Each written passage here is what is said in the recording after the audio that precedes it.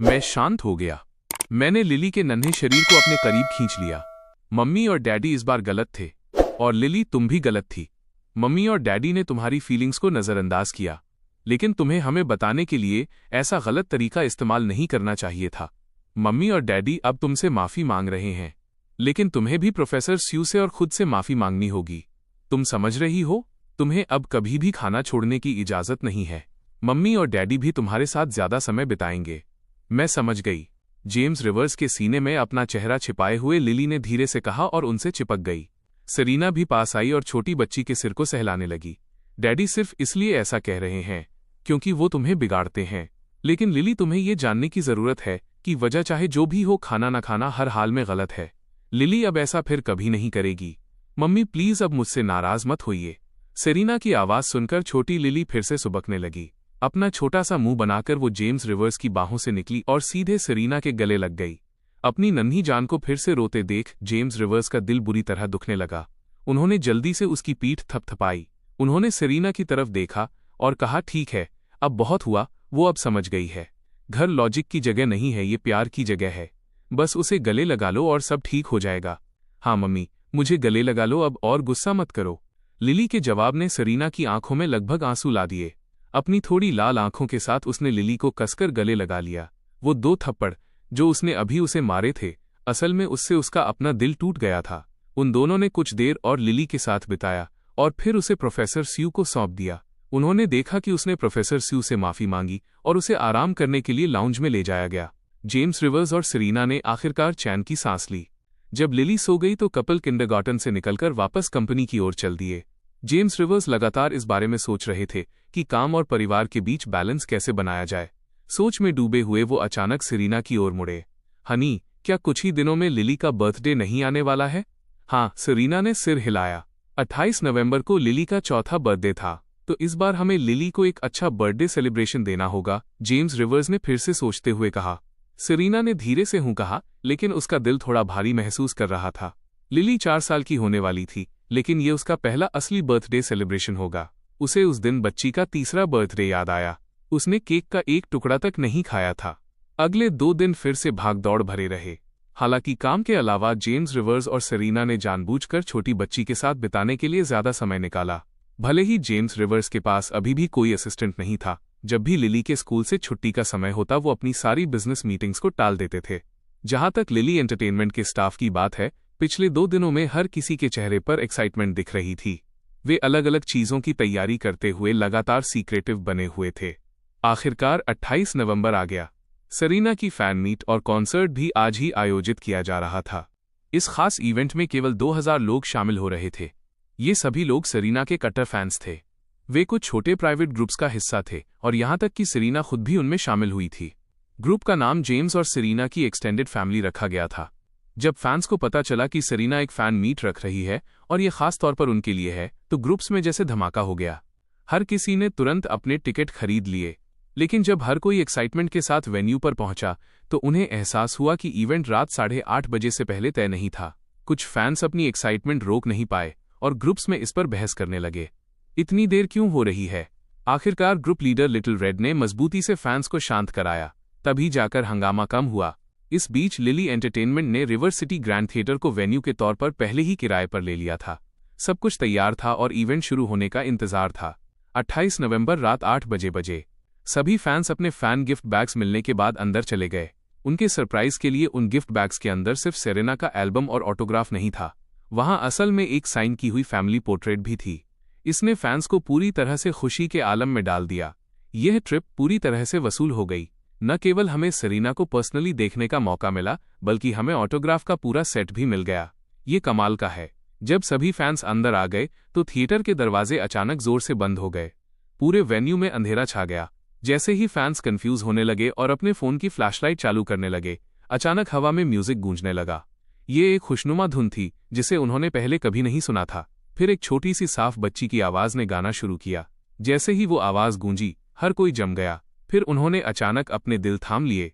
आवाज की दिशा में यकीन न होने वाली नजरों से देखते हुए फैंस को लगा जैसे वे सपना देख रहे हैं। ये गाने के साथ छोटी लिली की आवाज है। अंधेरे को चीरती हुई अचानक एक स्पॉटलाइट पड़ी। रोशनी के नीचे सफेद फूला हुआ ड्रेस पहने लिली खड़ी थी। उसकी छोटी स्कर्ट पर खिले हुए छोटे फूलों की सजावट थी। उसके बाल 2 छोटी जूड़ियों में तितली के आकार के नाजुक रिबन के साथ बंधे थे। वो एक ऐसी परी जैसी लग रही थी जो इंसानी दुनिया में भटक गई हो और सीधा फैंस की नज़रों के सामने आ गई हो। उस पल में हर फैन का दिल उसकी क्यूटनेस से पिघल गया। ये तो सरासर नाइंसाफी है। वे सभी ऊपर जाकर उसे अपने घर ले जाना चाहते थे। लिली म्यूजिक की धुन पर अपना शरीर हिलाने लगी। एक और स्पॉटलाइट अचानक नीचे गिरी। शार्प सूट पहने जेम्स रिवर्स रोशनी के नीचे दिखाई दिए। जेम्स रिवर्स के मूव्स लिली के साथ पूरी तरह मैच कर रहे थे। वे दोनों एक साथ तालमेल में झूम रहे थे। वो खुशनुमा गाना उनके मुंह से निकलकर सबके कानों में जा रहा था। एक सेकंड बाद लिली एंटरटेनमेंट का हर कोई वहां आ गया। उनके चेहरों पर मुस्कान थी और वे धीरे धीरे चलते हुए एक साथ बर्थडे सॉन्ग गा रहे थे। उस पल फैंस ने भी नेचुरली बर्थडे सॉन्ग के साथ गाना शुरू कर दिया। 2000 से ज्यादा लोगों ने एक साथ गाया। पूरा वेन्यू एक ही धुन से भर गया। नन्ही लिली की बड़ी आंखें अब पूरी तरह से चांद की तरह मुड़ गई थीं। वो खुशी से अपना नन्हा सिर हिला रही थी और तालियां बजा रही थी, क्योंकि वो उन सभी अंकल और आंटी को देख रही थी जो अचानक वहां आ गए थे। ये उसका पहला बर्थडे था और ये उसकी जिंदगी का सबसे खुशनुमा पल था। जेम्स रिवर्स और सेरीना ने उसे हवा में ऊपर उठाया और अंत तक बर्थडे सॉन्ग गाते रहे। सारी लाइटें धीमी हो गईं। जेम्स रिवर्स की कोमल आवाज गूंजी, लिली एक विश मांगो और मोमबत्तियां बुझा दो। लिली ने अपनी आंखें बंद कर लीं और अपने नन्हे हाथों को अपने चेहरे के सामने जोड़ लिया। किसी को नहीं पता था कि उसने क्या मांगा, लेकिन उसके नन्हे चेहरे की मुस्कान और भी चमकने लगी। वो मुस्कान हर किसी की यादों में बस गई, खासकर जेम्स रिवर्स और सेरीना के लिए। उस पल उनके हाथ कांप रहे थे। वे इतने खुश थे कि उनके आंसू निकलना चाहते थे। सेरीना और मैं कभी अपना बर्थडे नहीं मना पाए, क्योंकि हम अनाथ थे। न कोई पिता था और न कोई माँ। लेकिन अब अपनी बेटी लिली रिवर्स के लिए वे सफल हो गए थे। उन्होंने उसे एक खूबसूरत बचपन दिया था। इस समय जेम्स रिवर्स और सेरीना के दिल में लिली के मुस्कुराते चेहरे से ज्यादा कीमती कुछ भी नहीं था। जैसे ही नन्ही लिली ने एक ही सांस में केक के ऊपर लगी, चारों मोमबत्तियां बुझा दी, पूरा वेन्यू तालियों की गड़गड़ाहट से गूंज उठा। कमरे में लाइटें जल गईं। जेम्स रिवर्स और सेरीना ने लिली को अपनी बाहों में खींच लिया और उसके गालों पर एक बड़ा सा किस किया। फिर वे चिल्लाए, happy birthday lily, happy birthday नन्ही लिली। भीड़ में मौजूद फैंस भी चिल्लाने लगे। नन्ही लिली जोर से खिलखिलाकर हंसने लगी। तभी जेम्स रिवर्स चिल्लाए, चलो केक खाते हैं। उनके इतना कहते ही स्टाफ के कई सदस्य बड़े बड़े केक लेकर वेन्यू के अंदर आए। ये सब फैंस के लिए तैयार किए गए थे। फैंस के प्रति इस प्यार ने कमरे में हंसी की गूंज बनाए रखी। वहां म्यूजिक था, ऑटोग्राफ किए हुए गिफ्ट्स थे और खाने के लिए केक भी था। हर फैन को लगा कि ये ट्रिप बहुत ही यादगार थी। फैंस को लगा कि वे भरे हुए दिल के साथ घर वापस जा रहे हैं। लिली एंटरटेनमेंट की टीम ने उस पल लिली को वे गिफ्ट्स दिए जो उन्होंने तैयार किए थे। जैसे ही हर व्यक्ति ने अपना गिफ्ट दिया, लिली ने उन्हें प्यारे से थैंक यू के साथ जवाब दिया। इससे हर कोई बहुत खुश हो गया। वे केक एंजॉय करने के लिए एक साथ इकट्ठे हुए। गिफ्ट्स मिलने के बाद लिली जेम्स रिवर्स की बाहों से निकल गई। वो उन दूसरे बच्चों के साथ खेलने चली गई जो इवेंट में आए थे। ऑडियंस में मौजूद मॉम फैंस बच्चों पर ध्यान से नजर रख रही थीं, खासकर तब जब उन्होंने अपने बच्चों को लिली के साथ खेलते देखा। उनके चेहरे के हाव भाव बच्चों से भी ज्यादा एक्साइटेड थे। तभी लिली का ध्यान अचानक एक छोटी बच्ची की ओर गया, जिसका चेहरा भी उसी की तरह गुलाबी था। यह छोटी बच्ची दूसरे बच्चों की तरह सबके साथ नहीं खेल रही थी। इसके बजाय वो एक आदमी की टांग से चिपकी हुई थी और डरते हुए उनकी ओर देख रही थी। छोटी बच्ची की आंखें एक साथ खेल रहे बच्चों के ग्रुप पर टिकी थीं, जिनमें एक चाहत थी। जब लिली ने उधर देखा तो उनकी आंखें आपस में मिल गईं। बच्ची घबराकर अपने पिता के पीछे छिप गई और लिली की तरफ देखने की हिम्मत नहीं जुटा पाई। ये देखकर लिली ने अनजाने में अपने होंठ सिकोड़े। वो एक पल के लिए झिझकी, टेबल से केक का एक छोटा टुकड़ा उठाया और उस बच्ची की ओर चल दी। लो, ये तुम्हारे लिए है। ये बहुत मीठा है, लिली की प्यारी आवाज ने कहा। छोटी बच्ची का शरीर थोड़ा सा हिला। उसके सामने खड़े आदमी ने लिली और उसकी बड़ी गोल आंखों की तरफ नीचे देखा। वो घुटनों के बल बैठा और बच्ची के बालों को सहलाया। नेने, बड़ी बहन तुम्हें केक ऑफर कर रही है। जाओ, इसे ले लो। क्या तुम उसे सबसे ज्यादा पसंद नहीं करती? नेने नाम की छोटी बच्ची ने अपनी थोड़ी पुरानी ड्रेस के किनारे को रगड़ा। उसने आखिरकार शर्माते हुए लिली की ओर देखा। दीदी, क्या सच में मुझे थोड़ा मिल सकता है? हाँ, मैं तुम्हें पसंद करती हूँ नेने। मैं नेने की दोस्त बनना चाहती हूँ। प्लीज थोड़ा केक लो। लिली ने मुस्कुराते हुए केक आगे बढ़ा दिया। कुछ ही दूर खड़े जेम्स रिवर्स, जो लिली पर नजर रखे हुए थे, उन्होंने ये सीन देखा और उस आदमी और बच्चियों को देखकर गर्मजोशी से मुस्कुराए। ये साफ था कि इस आदमी की फैमिली सिचुएशन शायद बहुत अच्छी नहीं थी। एक सोच के बाद जेम्स रिवर्स वहां चलकर आए। वो भी घुटनों के बल बैठे और लिली का सिर थपथपाया।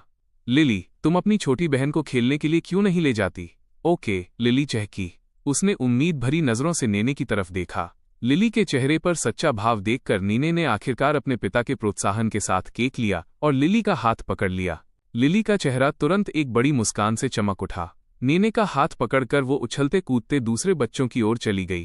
थैंक यू, नन्ही लिली सच में बहुत वंडरफुल है। उस पल दोनों एडल्ट्स खड़े हो गए और दोनों दूर अपनी बेटियों को देख रहे थे।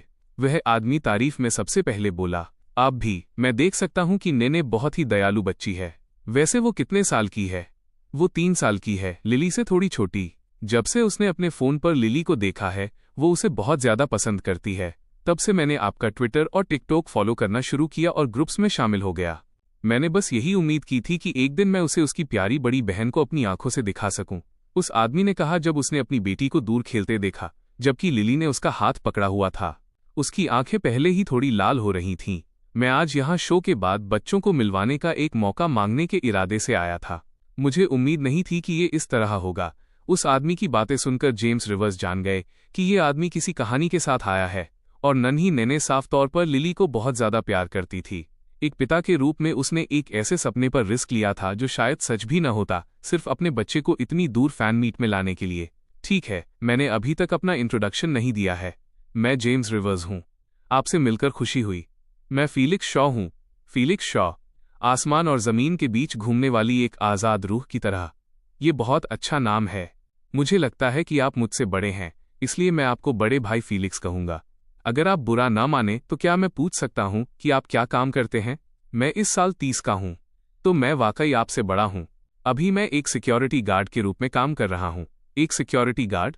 जेम्स रिवर्स ने फीलिक्स शॉ के मजबूत एथलेटिक शरीर को देखा और सिर हिलाया। ऐसा शरीर एक प्रोफेशनल बॉडीगार्ड बनने के लिए काफी था। हाँ, मैं एक वेटरन हूँ। डिस्चार्ज होने के बाद मैंने बिजनेस एडमिनिस्ट्रेशन की पढ़ाई की। बाद में मैंने एक मीडिया कंपनी ज्वाइन की, लेकिन बदकिस्मती से मैं उस तरह के माहौल के लिए नहीं बना हूँ। मैंने कुछ ऐसी चीजें देखी जो मुझे पसंद नहीं आईं और मैंने बीच बचाव किया, इसलिए मुझे फायर कर दिया गया। फिर अपनी बेटी की खातिर मैंने सिक्योरिटी गार्ड की जॉब कर ली। भले ही वो फायर होने की बात कर रहे थे, फीलिक्स शॉ ने बहुत खुलकर बात की। उनके चेहरे के हाव भाव शांत थे और जब उन्होंने अपनी बेटी की ओर देखा तो उनकी आंखों में साफ तौर पर गर्मजोशी झलक रही थी। ये सुनकर जेम्स रिवर्स ने तुरंत कोई जवाब नहीं दिया। इसके बजाय उन्होंने भी उन 2 छोटी बच्चियों की ओर देखा। उन्होंने फिर से बोलने से पहले एक पल के लिए सोचा। बिजनेस एडमिनिस्ट्रेशन भाई फीलिक्स, क्या आप लिली एंटरटेनमेंट को एक मौका देने में इंटरेस्टेड होंगे?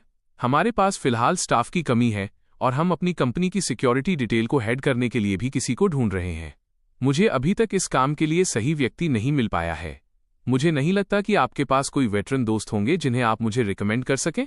फीलिक्स शॉ एक पल के लिए हैरान रह गए। वो जेम्स रिवर्स की ओर देखने के लिए मुड़े। क्या आप सीरियस हैं? बेशक, हमारे पास वाकई लोगों की कमी है। मैं गेम खेलने वालों में से नहीं हूं। ऐसा करते हैं, वहां उस खूबसूरत महिला को देख रहे हैं? वो हमारी एचआर डायरेक्टर हैं। अगर आप इंटरेस्टेड हैं तो आप उनसे बात कर सकते हैं और एक इंटरव्यू शेड्यूल कर सकते हैं। जेम्स रिवर्स ने नेचुरली सिर हिलाया। उन्होंने एंजेला की दिशा में इशारा किया और फीलिक्स से बात की। फीलिक्स शॉ ने जेम्स रिवर्स को गौर से देखा, फिर अपनी नज़र एंजेला की ओर घुमाई। उन्होंने काफी देर तक सोचा।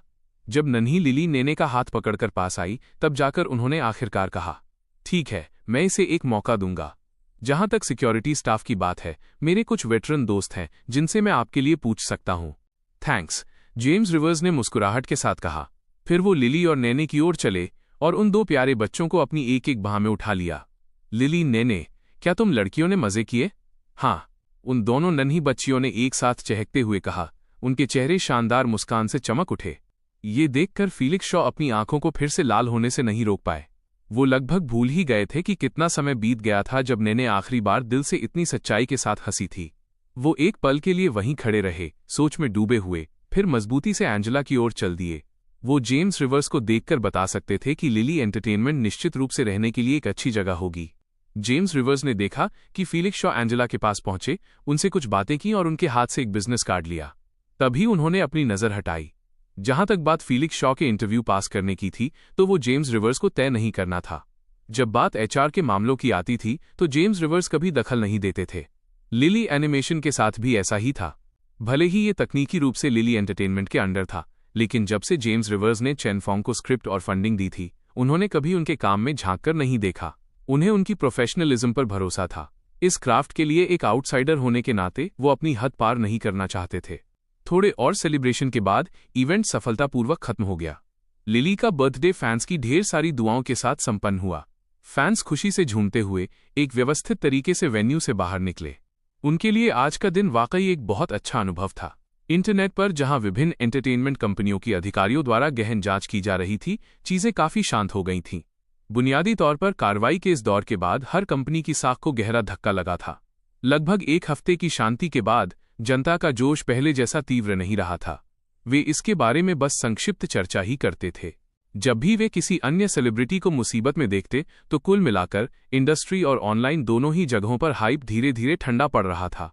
यूजर्स धीरे धीरे अपने सामान्य रूटीन पर लौट रहे थे, लेकिन जैसे ही नेटिजन्स बोरियत की वजह से बिना किसी मकसद के वीडियो स्क्रॉल कर रहे थे, एक खास वीडियो अचानक उनके फीड में आ गया। टाइटल साफ तौर पर लिली की एक मॉम फैन द्वारा लिखा गया था, मेरी नन्ही लिली बहुत क्यूट है। नेटिजन्स जिन्होंने ये टाइटल देखा, वे सभी कंफ्यूजन से भर गए।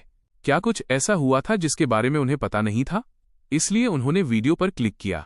लेकिन कुछ ही देर में जिस किसी ने भी वो वीडियो देखा, उसकी आंखें लाल हो गईं। भारी सांसें लेते हुए वे जेम्स रिवर्स और सेरीना के ट्विटर अकाउंट्स पर टूट पड़े और उन्हें खरी खोटी सुनाने लगे। बस यही है? आप यही करते हैं? आप इतना बड़ा कुछ करते हैं और हमें ये सब खत्म होने के बाद सिर्फ एक क्लिप दिखाते हैं? मुझे बहुत गुस्सा आ रहा है। आप साफ तौर पर हमें इंसान तक नहीं समझते। हमें कोई नोटिफिकेशन क्यों नहीं मिला? सारा प्यार खत्म हो गया। सब खत्म। चलो लड़कों, अब अपना बोरिया बिस्तर समेट लो। जिस पल मैंने वीडियो में लिली को देखा, मैं खुद पर काबू नहीं रख पाया। जब मैंने उन तीनों को पूरी तरह से तालमेल में झूमते देखा तो मेरा दिमाग पूरी तरह सुन्न हो गया। जेम्स, तुमने मेरे प्यार के साथ गद्दारी की है। फ्रेंडशिप खत्म। अनफॉलो कर दिया। भाइयों, इन्हें अनफॉलो कर दो। मैं अनफॉलो कर रहा हूं। रोने की आवाजें। तीनों की इस फैमिली को देखकर मैं एक गर्व महसूस करने वाली आंटी की तरह मुस्कुराए बिना नहीं रह पाई। लेकिन मेरा दिल बहुत जल रहा है। उन्हें वहां पर्सनली जाने का मौका क्यों मिला, जबकि मैं यहां बैठकर वीडियो देखकर लार टपका रही हूं? एक फैन द्वारा पोस्ट किए गए एक अकेले वीडियो ने तुरंत हर नेटिजन को जलन से भर दिया। उनका मन कर रहा था कि वे अभी जेम्स रिवर्स के घर में घुस जाएं और उनसे पूछें कि आखिर उन्होंने उन्हें इन्फॉर्म क्यों नहीं किया था। लेकिन बात यही नहीं रुकी। बाद में वहां के और भी कई वीडियो लीक हो गए। उनमें तीनों की फैमिली के साथ गाते हुए क्लिप्स थे। बच्चों के गानों के मेडले थे। नन्ही लिली आंखें बंद करके विश मांग रही थी। लिली दूसरे बच्चों के साथ खेल रही थी। सबसे हैरान करने वाला वीडियो सेरीना और कई मॉम फैंस का था जो पेरेंटिंग टिप्स शेयर कर रही थीं। न केवल वीडियो थे, बल्कि फैंस ने फैमिली के साइन किए हुए पोर्ट्रेट्स की फोटोज भी पोस्ट की।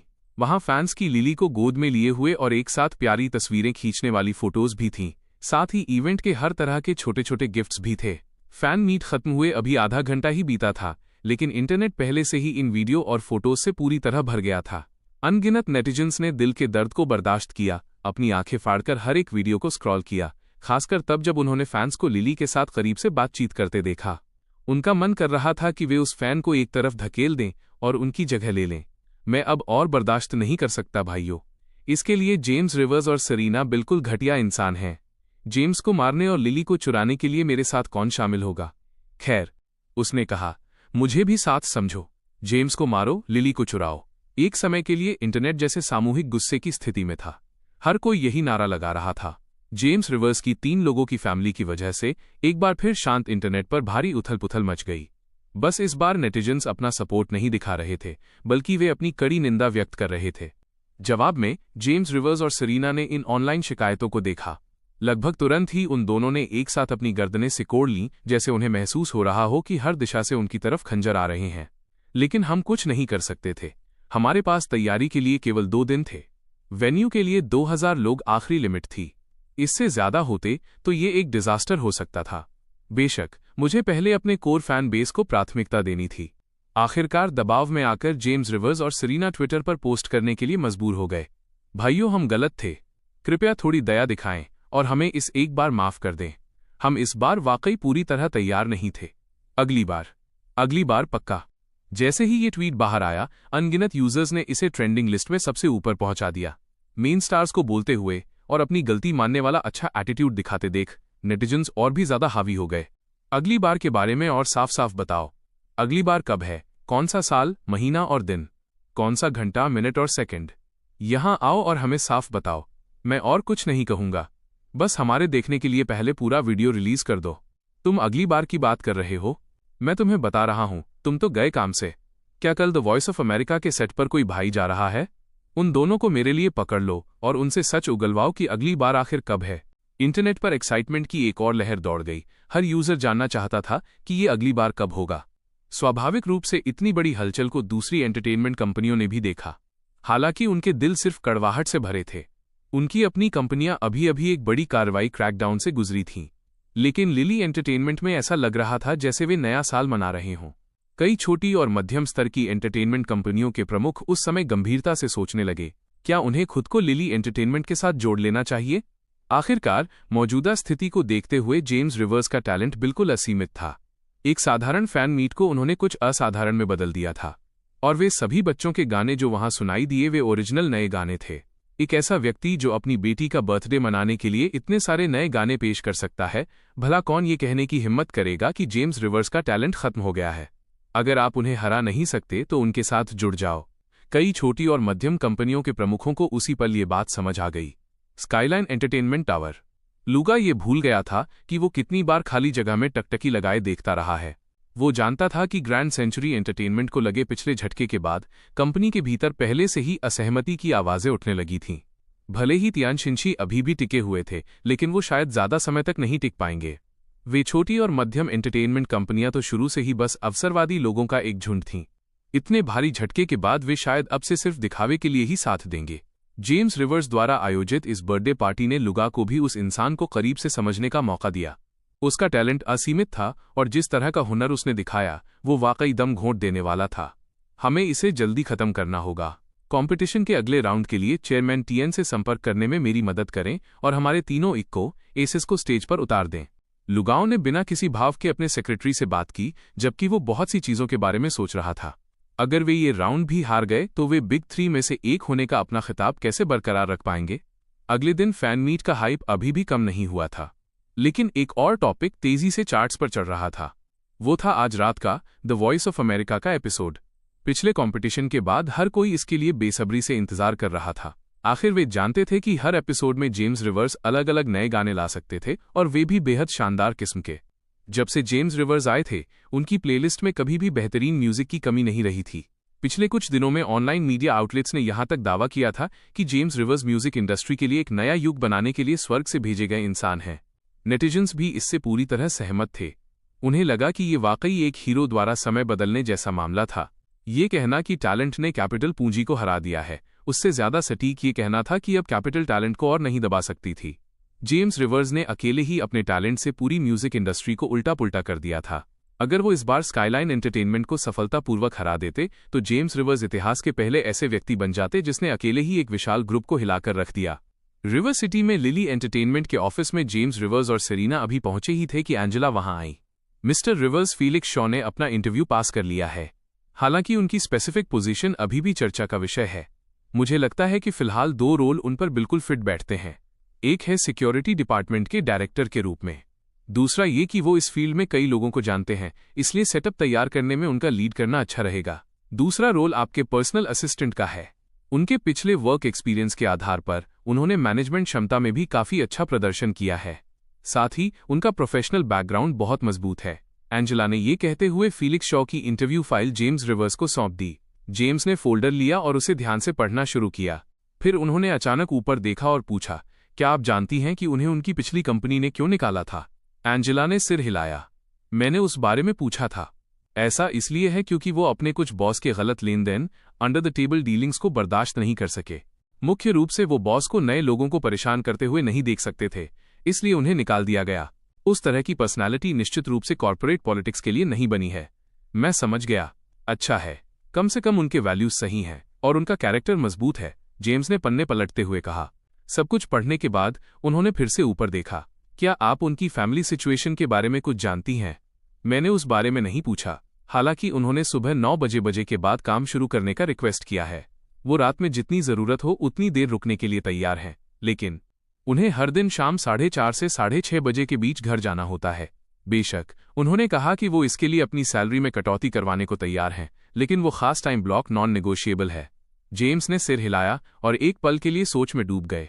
फिर उन्होंने हाथ बढ़ाकर फाइल वापस एंजेला को थमा दी। उन्हें स्टैंडर्ड सैलरी ही देना। हम उनके शेड्यूल के हिसाब से तालमेल बिठा लेंगे। उनसे पूछना कि क्या वो मेरे असिस्टेंट बनने के लिए तैयार हैं। अगर नहीं तो सिक्योरिटी डायरेक्टर की पोजीशन भी ठीक है। देखना वो क्या सोचते हैं। एंजेला ने फोल्डर लिया। उसकी भवें थोड़ी सिकुड़ गईं, लेकिन उसने कुछ कहा नहीं। उसने बस अपनी सहमति दी और ऑफिस से बाहर निकल गई। सेरीना ने भी थोड़ा कंफ्यूज होकर देखा। उसने उत्सुकता से पूछा, क्या इस आदमी में कुछ खास है? ऐसा लग रहा है जैसे आप उसे बहुत ज्यादा इंपॉर्टेंस दे रहे हैं। मुझे भी नहीं पता, बस कल मैंने उसकी बेटी को देखा था और उनके एटीट्यूड को देखते हुए मुझे बस एक बुरा एहसास हो रहा है। उम्मीद है कि मैं सिर्फ ज्यादा सोच रहा हूं। जब हम उन्हें बेहतर तरीके से जान लेंगे तब हमें पता चल जाएगा। जेम्स रिवर्स ने अपना सिर हिलाया। उनके चेहरे पर थोड़ी गंभीरता थी। उन्हें कल से ही हल्का सा एहसास हो रहा था कि कुछ तो गड़बड़ है। जो बात उन्हें गलत लग रही थी वो फीलिक्स शॉ के शब्द थे। उन्होंने कहा था कि वो उम्मीद करते हैं कि एक दिन वो नेने को उसकी पसंद की बड़ी बहन को अपनी आंखों से दिखा सकें, और सिर्फ इसी एक वजह से वो यहां पहुंचने के लिए हजारों मील का सफर तय करके आए थे। जब उन्हें ये भी यकीन नहीं था कि उन हालातों में वो लिली को देख भी पाएंगे या नहीं, तो ये थोड़ा असामान्य था। आखिर ऐसी कौन सी समस्या होगी जिसने उन्हें इतना मजबूर कर दिया? जेम्स रिवर्स नहीं जानते थे। उनकी फीलिक्स शॉ से कल ही मुलाकात हुई थी, इसलिए उनकी बातचीत इतनी आगे नहीं बढ़ी थी। समय बीतता गया और जल्द ही रात के 8 बजे बज गए। द वॉइस ऑफ अमेरिका का चौथा एपिसोड आ गया था। वो मुख्य इवेंट जिसका हर कोई रात की शुरुआत के लिए इंतजार कर रहा था, आखिरकार शुरू हो गया। स्काईलाइन एंटरटेनमेंट ने एक ए-लिस्ट सिंगर को भेजा जिसने एक ओरिजिनल लव सॉन्ग परफॉर्म किया। गाने ने नेटिजन्स को तारीफ में सिर हिलाने पर मजबूर कर दिया। उनकी क्वालिटी में निश्चित रूप से सुधार हुआ है। स्काईलाइन एंटरटेनमेंट आखिरकार अपना खेल बेहतर कर रहा है, लेकिन भले ही क्वालिटी पुरानी म्यूजिक इंडस्ट्री के टॉप टियर लेवल तक पहुंच गई थी, दुर्भाग्य से ऑडियंस अभी भी जेम्स रिवर्स के गानों के लिए ज्यादा एक्साइटेड थी। वो कहावत कैसी थी, तुम अच्छे हो लेकिन जेम्स रिवर्स बेहतर हैं। तुलना ही खुशी की चोर है। दूसरों का लेवल। इस सीजन के सॉन्ग राइटर्स ने जैसे अपनी लिमिट छू ली है। अगर आप सभी सॉन्ग राइटर्स को रैंक करें तो जेम्स रिवर्स अपनी ही एक अलग लीग में होंगे। जेम्स रिवर्स के सामने हर दूसरे सॉन्ग राइटर को पीछे हटना पड़ा। आखिरकार अब लिली एंटरटेनमेंट की बारी थी। नेटिजन्स ये देखकर हैरान थे कि लिली एंटरटेनमेंट ने एक बार फिर नए चेहरों रुकीज को भेजा था, और वो भी एक और जोड़ी। फन शाओशा और यीशु हां की जोड़ी ने पहले ही उन्हें एक बड़ा सरप्राइज दिया था। उन्हें इतनी जल्दी दूसरे की उम्मीद नहीं थी। इसके अलावा ये जोड़ी असल में वही लोक गायकों फोक सिंगर्स की जोड़ी थी जो पहले ऑनलाइन वायरल हुई थी। वोंग शिनी और वुइलिंग, वही जाने पहचाने बारस्टूल, वही सफेद टी शर्ट और जीन्स, वही गिटार और वही लड़कियां। यह साफ था कि वे फोक म्यूजिक परफॉर्म करने का प्लान बना रही थीं। ऑडियंस खुद को इसे सुनने के लिए उत्सुक होने से नहीं रोक सकी। पास्ट में उन्होंने जो भी फोक गाने सुने थे उनमें से कोई भी वाकई में मेनस्ट्रीम नहीं बन पाया था। वे सोच रहे थे कि क्या यह गाना उन्हें एक अलग तरह का एहसास दे पाएगा। म्यूजिक शुरू हुआ। विशाल स्क्रीन पर गाने का टाइटल आया। वुइलिंग ने धीरे से अपने गिटार के तार छेड़े और वोंग शिनी ने मुस्कुराते हुए अपनी बॉडी को वुइलिंग की ओर झुकाया। इस खूबसूरत नज़ारे ने ऑडियंस और नेटिजन्स के दिलों को नेचुरली शांत कर दिया। म्यूजिक प्योर था, सिंगर्स प्योर थे, सब कुछ बिल्कुल सही था। उन्होंने एक बार फिर बड़ी स्क्रीन पर देखा। गाना जेम्स रिवर्स द्वारा लिखा गया था। परफॉर्मर्स लैंडलॉर्ड्स कैट थे। स्क्रीन पर गाने का टाइटल भी फोक म्यूजिक के मिजाज से पूरी तरह मेल खा रहा था। Clouds and smoke turn to rain. Music और गिटार की धुन के साथ वोंग शिनी ने धीरे से गाना शुरू किया। उसकी आवाज बहुत प्योर थी और सीधे दिल को छू रही थी। जिस किसी ने भी इसे सुना उसे अपने दिल में एक शांति महसूस हुई। ऐसा लग रहा था जैसे इस गाने में कोई ऐसा जादू है जो उनकी रूह को शांत कर सकता है। यही फोक म्यूजिक का अनोखा आकर्षण है। फोक म्यूजिक 3 चीजों के बारे में होता है: प्यार, आदर्श और दूर दराज की जगहें। ये हर इंसान के दिल की गहराई में छिपी मूल इच्छाएं हैं। जिस किसी ने भी उस पल इस गाने को सुना उसे अपने वे सपने याद आ गए जिन्हें उसने कभी अपने दिल में छिपा कर रखा था। वे सपने शायद उस इंसान के बारे में हों जिसे उन्होंने कभी सबसे ज्यादा प्यार किया था, या उस इरादे के बारे में जिसे उन्होंने बहुत पहले छोड़ दिया था, या उन उम्मीदों के बारे में जो हकीकत की वजह से टूट गई थीं। वे सभी चीजें जो उनके पास कभी थीं और फिर खो गईं, अचानक वोंग शिनी के गाने से जाग उठीं। ये दोनों लड़कियां कितनी सौम्य हैं। सिर्फ लिली एंटरटेनमेंट ही ऐसी रिफ्रेशिंग जोड़ी को घर दे सकता था। मैं तुम्हें फिर से देखने के लिए बहुत तड़प रहा हूं। भले ही बिछड़ने से पहले वो बस एक छोटी सी झलक ही क्यों ना हो। मेरी आंखों में आंसू आ रहे हैं। अपने आसपास के लोगों की कदर करें। ये दोनों लड़कियां उन बिल्लियों की तरह हैं जिन्हें मैंने खुद पाला हो। मैं लैंडलॉर्ड मकान मालिक हूं और मैं इन्हें घर ले जा रहा हूं। मेरा बेचैन दिल अचानक शांत हो गया। आंसू बस अपने आप गिरने लगे। लेकिन मैं उसे अब कभी नहीं देख पाऊंगा। हर चीज का अंत होता है, सिवाय किसी की याद आने के। गाने clouds and smoke turn to rain ने नेटिजन्स को एक बार फिर सामूहिक रूप से उदासी मेलनकॉली की स्थिति में डाल दिया। इस समय हर कोई उस इंसान के बारे में सोच रहा था जिसे वे फिर से देखना चाहते थे, लेकिन जानते थे कि वे अब कभी नहीं मिल पाएंगे।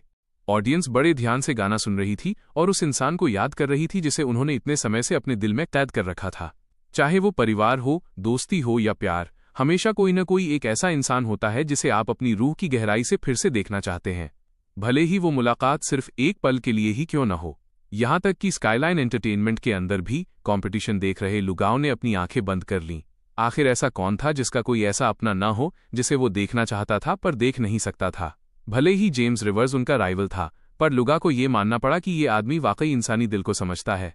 वो बस बहुत ज्यादा टैलेंटेड था। कम से कम सॉन्ग राइटिंग के मामले में तो जेम्स रिवर्स एक ऐसे मॉन्स्टर की तरह था जिसकी कोई कमजोरी ही नहीं थी। स्काईलाइन के कुछ बोर्ड मेंबर्स हताशा में आहें भरने लगे।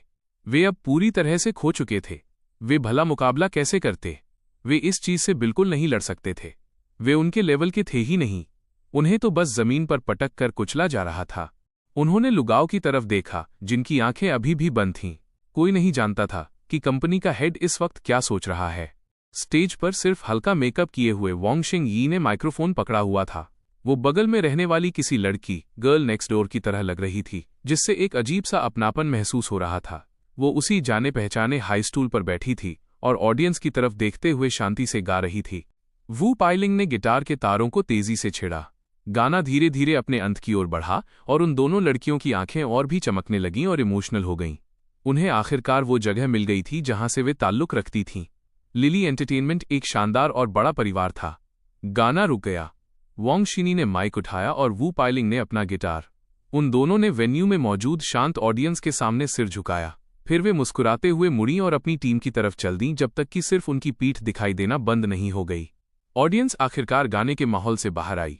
तालियों की गड़गड़ाहट और चीखें गूंज उठीं। ये लड़कियां छिपे हुए खजाने की तरह हैं। वाकई एक सपना। मुझे पता था, फोक म्यूजिक गाने वाली लड़कियां हमेशा इतनी प्योर और खूबसूरत होती हैं। ऐसा नहीं है कि फोक म्यूजिक खत्म हो गया है। बात बस ये है कि अच्छी चीजें अभी सामने आई हैं। ऑनलाइन किसी ने ये कमेंट किया और अनगिनत लोग इस बात से सहमत हुए कि फोक म्यूजिक मरा नहीं था। बस बात यह थी कि अब कोई इसे दिल से नहीं लिख रहा था। अब यह गाना आखिरकार आ गया था। जल्द ही मैच के रिजल्ट्स जारी कर दिए गए। स्काईलाइन एंटरटेनमेंट के बोर्ड मेंबर्स ने ऑनलाइन वोट काउंट को देखा। उनमें से किसी ने भी कोई खास रिएक्शन नहीं दिया। जब हारना एक आदत बन जाती है तो उसे स्वीकार करना आसान हो जाता है। उनकी मौजूदा स्थिति में अगर स्काईलाइन एंटरटेनमेंट वाकई जीत जाता तो उन्हें सच में हैरानी होती। चेयरमैन लू, क्या कंपटीशन जारी रखने का कोई मतलब है? बोर्ड मेंबर्स में से एक ने लुगाओं की तरफ देखा, जो अभी भी बंद आंखों के साथ गहरी सोच में डूबे थे और आखिरकार खुद को पूछने से नहीं रोक सका। तभी लुगाओं ने अपनी आंखें खोलीं और वहां मौजूद बोर्ड मेंबर्स की तरफ देखा। वो अब गुस्से में नहीं थे। उन्होंने तब बस एक कदम की चूक कर दी थी। यहां तक पहुंचना भी स्काईलाइन एंटरटेनमेंट की अपनी गलती थी। हम कंपटीशन क्यों नहीं करेंगे? कम से कम हमें थोड़ी गरिमा के साथ मरना चाहिए। क्या किंग शिहुआ ग्रैंड सेंचुरी एंटरटेनमेंट से अभी तक स्टेज पर नहीं आए? खैर, उनकी परफॉर्मेंस के बाद देखते हैं। जहां तक उसके बाद के मैचों की बात है, मेरे पास अपनी खुद की प्लानिंग है, लुगाओं ने शांति से कहा। टेबल के चारों ओर बैठे बोर्ड मेंबर्स ने एक दूसरे की ओर देखा, इस बात को किनारे रखते हुए कि मुए पहले ही फेल हो चुका था। चिहुआहुआ भी निश्चित रूप से एक खतरनाक स्थिति में था। अगर किंग चिहुआहुआ एक मैच जीत भी जाता तो उससे क्या फर्क पड़ता? जब तक जेम्स रिवर्स का टैलेंट बना हुआ है, फाइनल पॉइंट्स तो आखिरकार लिली एंटरटेनमेंट के ही होंगे। कोई भी बाहर वाला इसे देख सकता था। लिली एंटरटेनमेंट ने बुनियादी तौर पर नई बिग 3 में अपनी जगह पक्की कर ली थी। बाकी सब तो बस समय की बात थी। लेकिन चूंकि लुगाओं ने अपना फैसला ले लिया था, बोर्ड मेंबर्स ने आगे कुछ नहीं पूछा। आखिरकार उसने ही इस कंपनी को जमीन से उठाकर खड़ा किया था। किसी को उसकी काबिलियत पर शक नहीं था। वेन्यू के बाकी 2 स्टेजों पर ग्रैंड सेंचुरी एंटरटेनमेंट का स्कोर 4 तक पहुंच गया था। इसके अलावा बाकी पॉइंट्स अन्य एंटरटेनमेंट कंपनियों के पास थे। कुल मिलाकर ग्रैंड सेंचुरी एंटरटेनमेंट अभी भी मजबूत स्थिति में थी। इस बीच ओशन ब्लू एंटरटेनमेंट का स्कोर 6 तक पहुंच गया था। वे भी अपने ज्यादातर मैच जीत रहे थे और ग्रैंड सेंचुरी से भी बेहतर परफॉर्म कर रहे थे। मौजूदा स्थिति बिल्कुल साफ थी। अगर कुछ अनपेक्षित नहीं हुआ तो स्काईलाइन एंटरटेनमेंट को बाहर कर दिया जाएगा। नई big 3 Ocean Blue Entertainment, Grand Century Entertainment और लिली एंटरटेनमेंट होंगी। कंपटीशन वापस उस स्टेज पर आया जिस पर लिली एंटरटेनमेंट का कब्जा था। इस बार एक जाना पहचाना चेहरा स्टेज पर आया। ग्रैंड सेंचुरी एंटरटेनमेंट से शिया फरवरी। ये वही कंटेस्टेंट था जिसे न्यू सॉन्ग फेस्टिवल के दौरान सरीना ने बुरी तरह हराया था। वो एक ऐसा कंटेस्टेंट था जिसे जजों से केवल एक दया वाला वोट मिला था। अब वो एक बार फिर इस स्टेज पर खड़ा था। भले ही उसे यकीन नहीं था कि उसका अपोनेंट सरीना है, लेकिन वो एक बात पक्के तौर पर जानता था, इस राउंड में भी जेम्स रिवर्स द्वारा लिखा गया गाना ही होगा। शियाओ फेबी को ऐसा लग रहा था जैसे वो कोई सपना देख रहा हो। उसे याद था जब वो मियोवा एनी और सरीना एक ही लेवल पर मुकाबला कर सकते थे, लेकिन कितना समय बीता था कि वे दोनों पहले ही ऐसे सितारे बन चुके थे जो उसकी पहुंच से बाहर थे। चाहे वो शोहरत हो, पॉपुलैरिटी हो या उनके गाए हुए गाने, वो किसी भी चीज में उनसे मुकाबला नहीं कर सकता था, और इस सबके लिए जिम्मेदार वो एक इंसान था। असल में शियाओ फेबाई और माओ अन्यून के हमेशा से अच्छे रिश्ते रहे थे। वो उसे इस तरह सफल होते देख खुश था, लेकिन फिर भी उसे एक गहरा अफसोस महसूस हो रहा था। आखिरकार वो अभी भी आने वाले समय के लिए ग्रैंड सेंचुरी एंटरटेनमेंट के दलदल में फंसा हुआ था। म्यूजिक बजने लगा। शाह फेबी ने जल्दी से अपनी मानसिकता बदली। चाहे कुछ भी हो, म्यूजिक के लिए उसका प्यार नहीं बदला था। म्यूजिक की दुनिया में उसे अपना बेस्ट देना था। जब गाना खत्म हुआ तो वेन्यू में मौजूद फैंस ने उसे तालियों के साथ गर्मजोशी दी। कंपटीशन का ये राउंड कोई मजाक नहीं था। सिंगर्स सभी टॉप टियर के थे। ऑडियंस ने वाकई इसकी सराहना की। शियाई ने सराहना में सिर झुकाया, एक लंबी सांस ली और धीरे धीरे स्टेज से नीचे उतर गया। जैसे ही वो बैकस्टेज के एंट्रेंस पर पहुंचा, सामने से आते व्यक्ति को देखकर वो वहीं जम गया, जबकि वो अभी रिलैक्स होना शुरू ही हुआ था। उसके चेहरे पर एक बेबस और कड़वी मुस्कान आ गई। प्रोफेसर, आप यहाँ कैसे? मुझ जैसे इंसान के लिए ये कुछ ज्यादा ही सम्मान है। वह व्यक्ति कोई और नहीं बल्कि शू शाओचुन थे। उन्होंने एक जोरदार ठहाका लगाया और शियाओ फेबी के कंधे को थपथपाया। मैं कुछ नहीं कर सकता, ये मिस्टर रिवर्स का ऑर्डर था, पर ऐसा इसलिए भी है क्योंकि तुमने वाकई बहुत अच्छा गाया। ये तो रूह को कुचल देने जैसा है। शियाओ फेबी ने अपना सिर हिलाया, उसकी मुस्कान और भी कड़वी हो गई। अंदर ही अंदर वो जेम्स रिवर्स को कोस रहा था। इसे कहते हैं मच्छर मारने के लिए तोप का इस्तेमाल करना। शू शाओचुन पहले से ही ज्यादातर ए लिस्ट सिंगर्स से कहीं ज्यादा फेमस थे। भले ही वे पिछले कुछ सालों से लाइमलाइट में ज्यादा नहीं रहे थे, लेकिन उनके पुराने हिट्स आज भी हर जगह थे।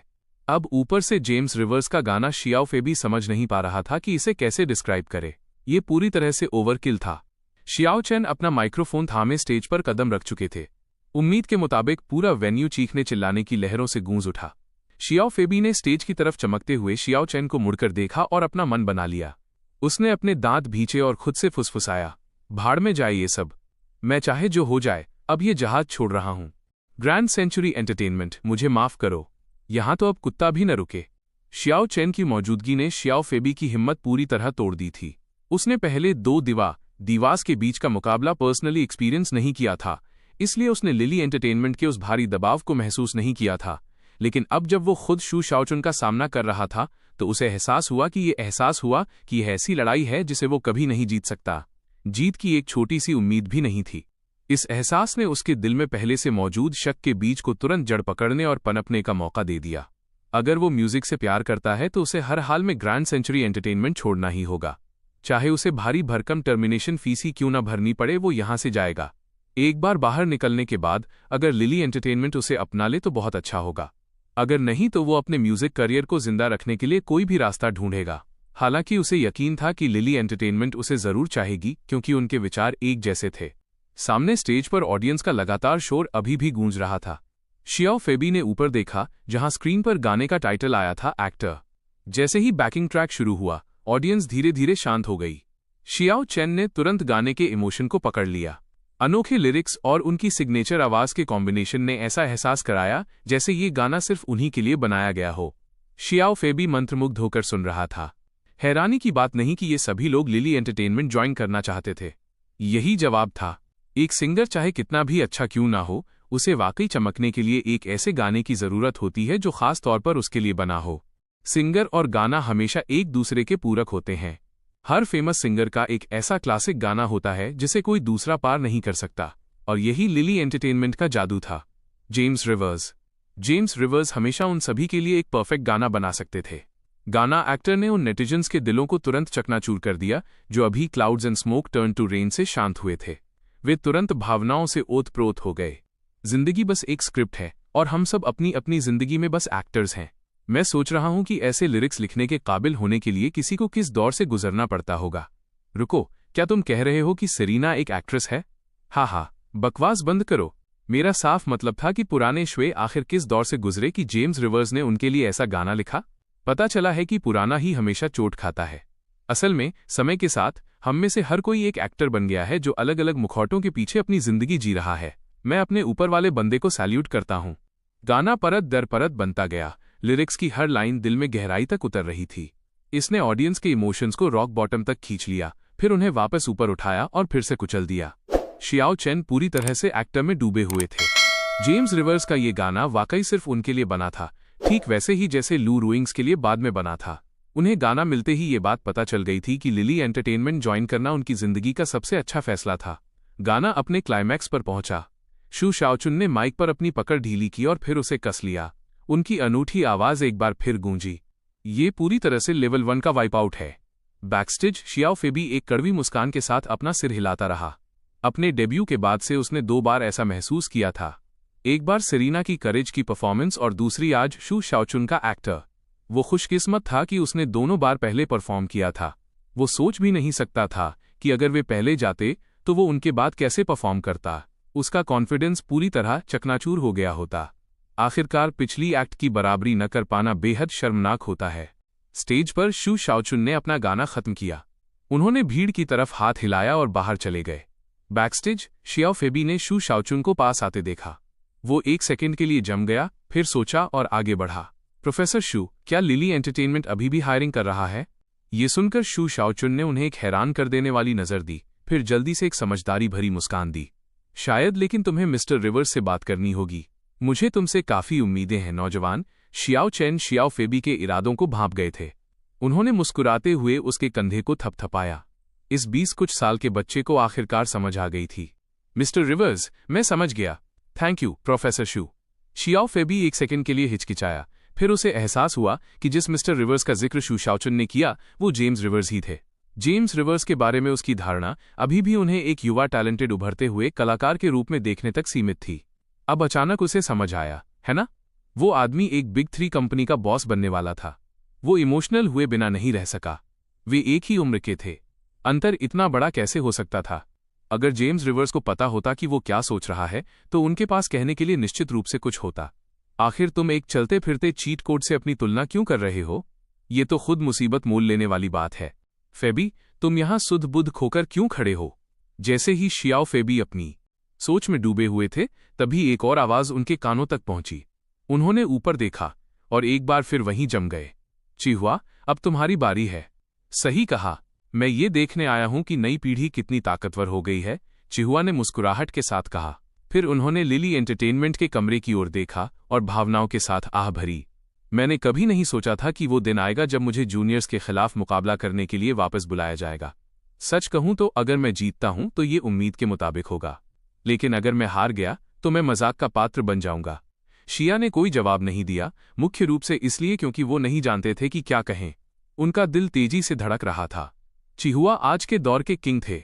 उनका टैलेंट निर्विवाद रूप से मजबूत था, लेकिन किसी वजह से उन्हें एक गहरा एहसास हो रहा था कि जेम्स रिवर्स हारेंगे नहीं।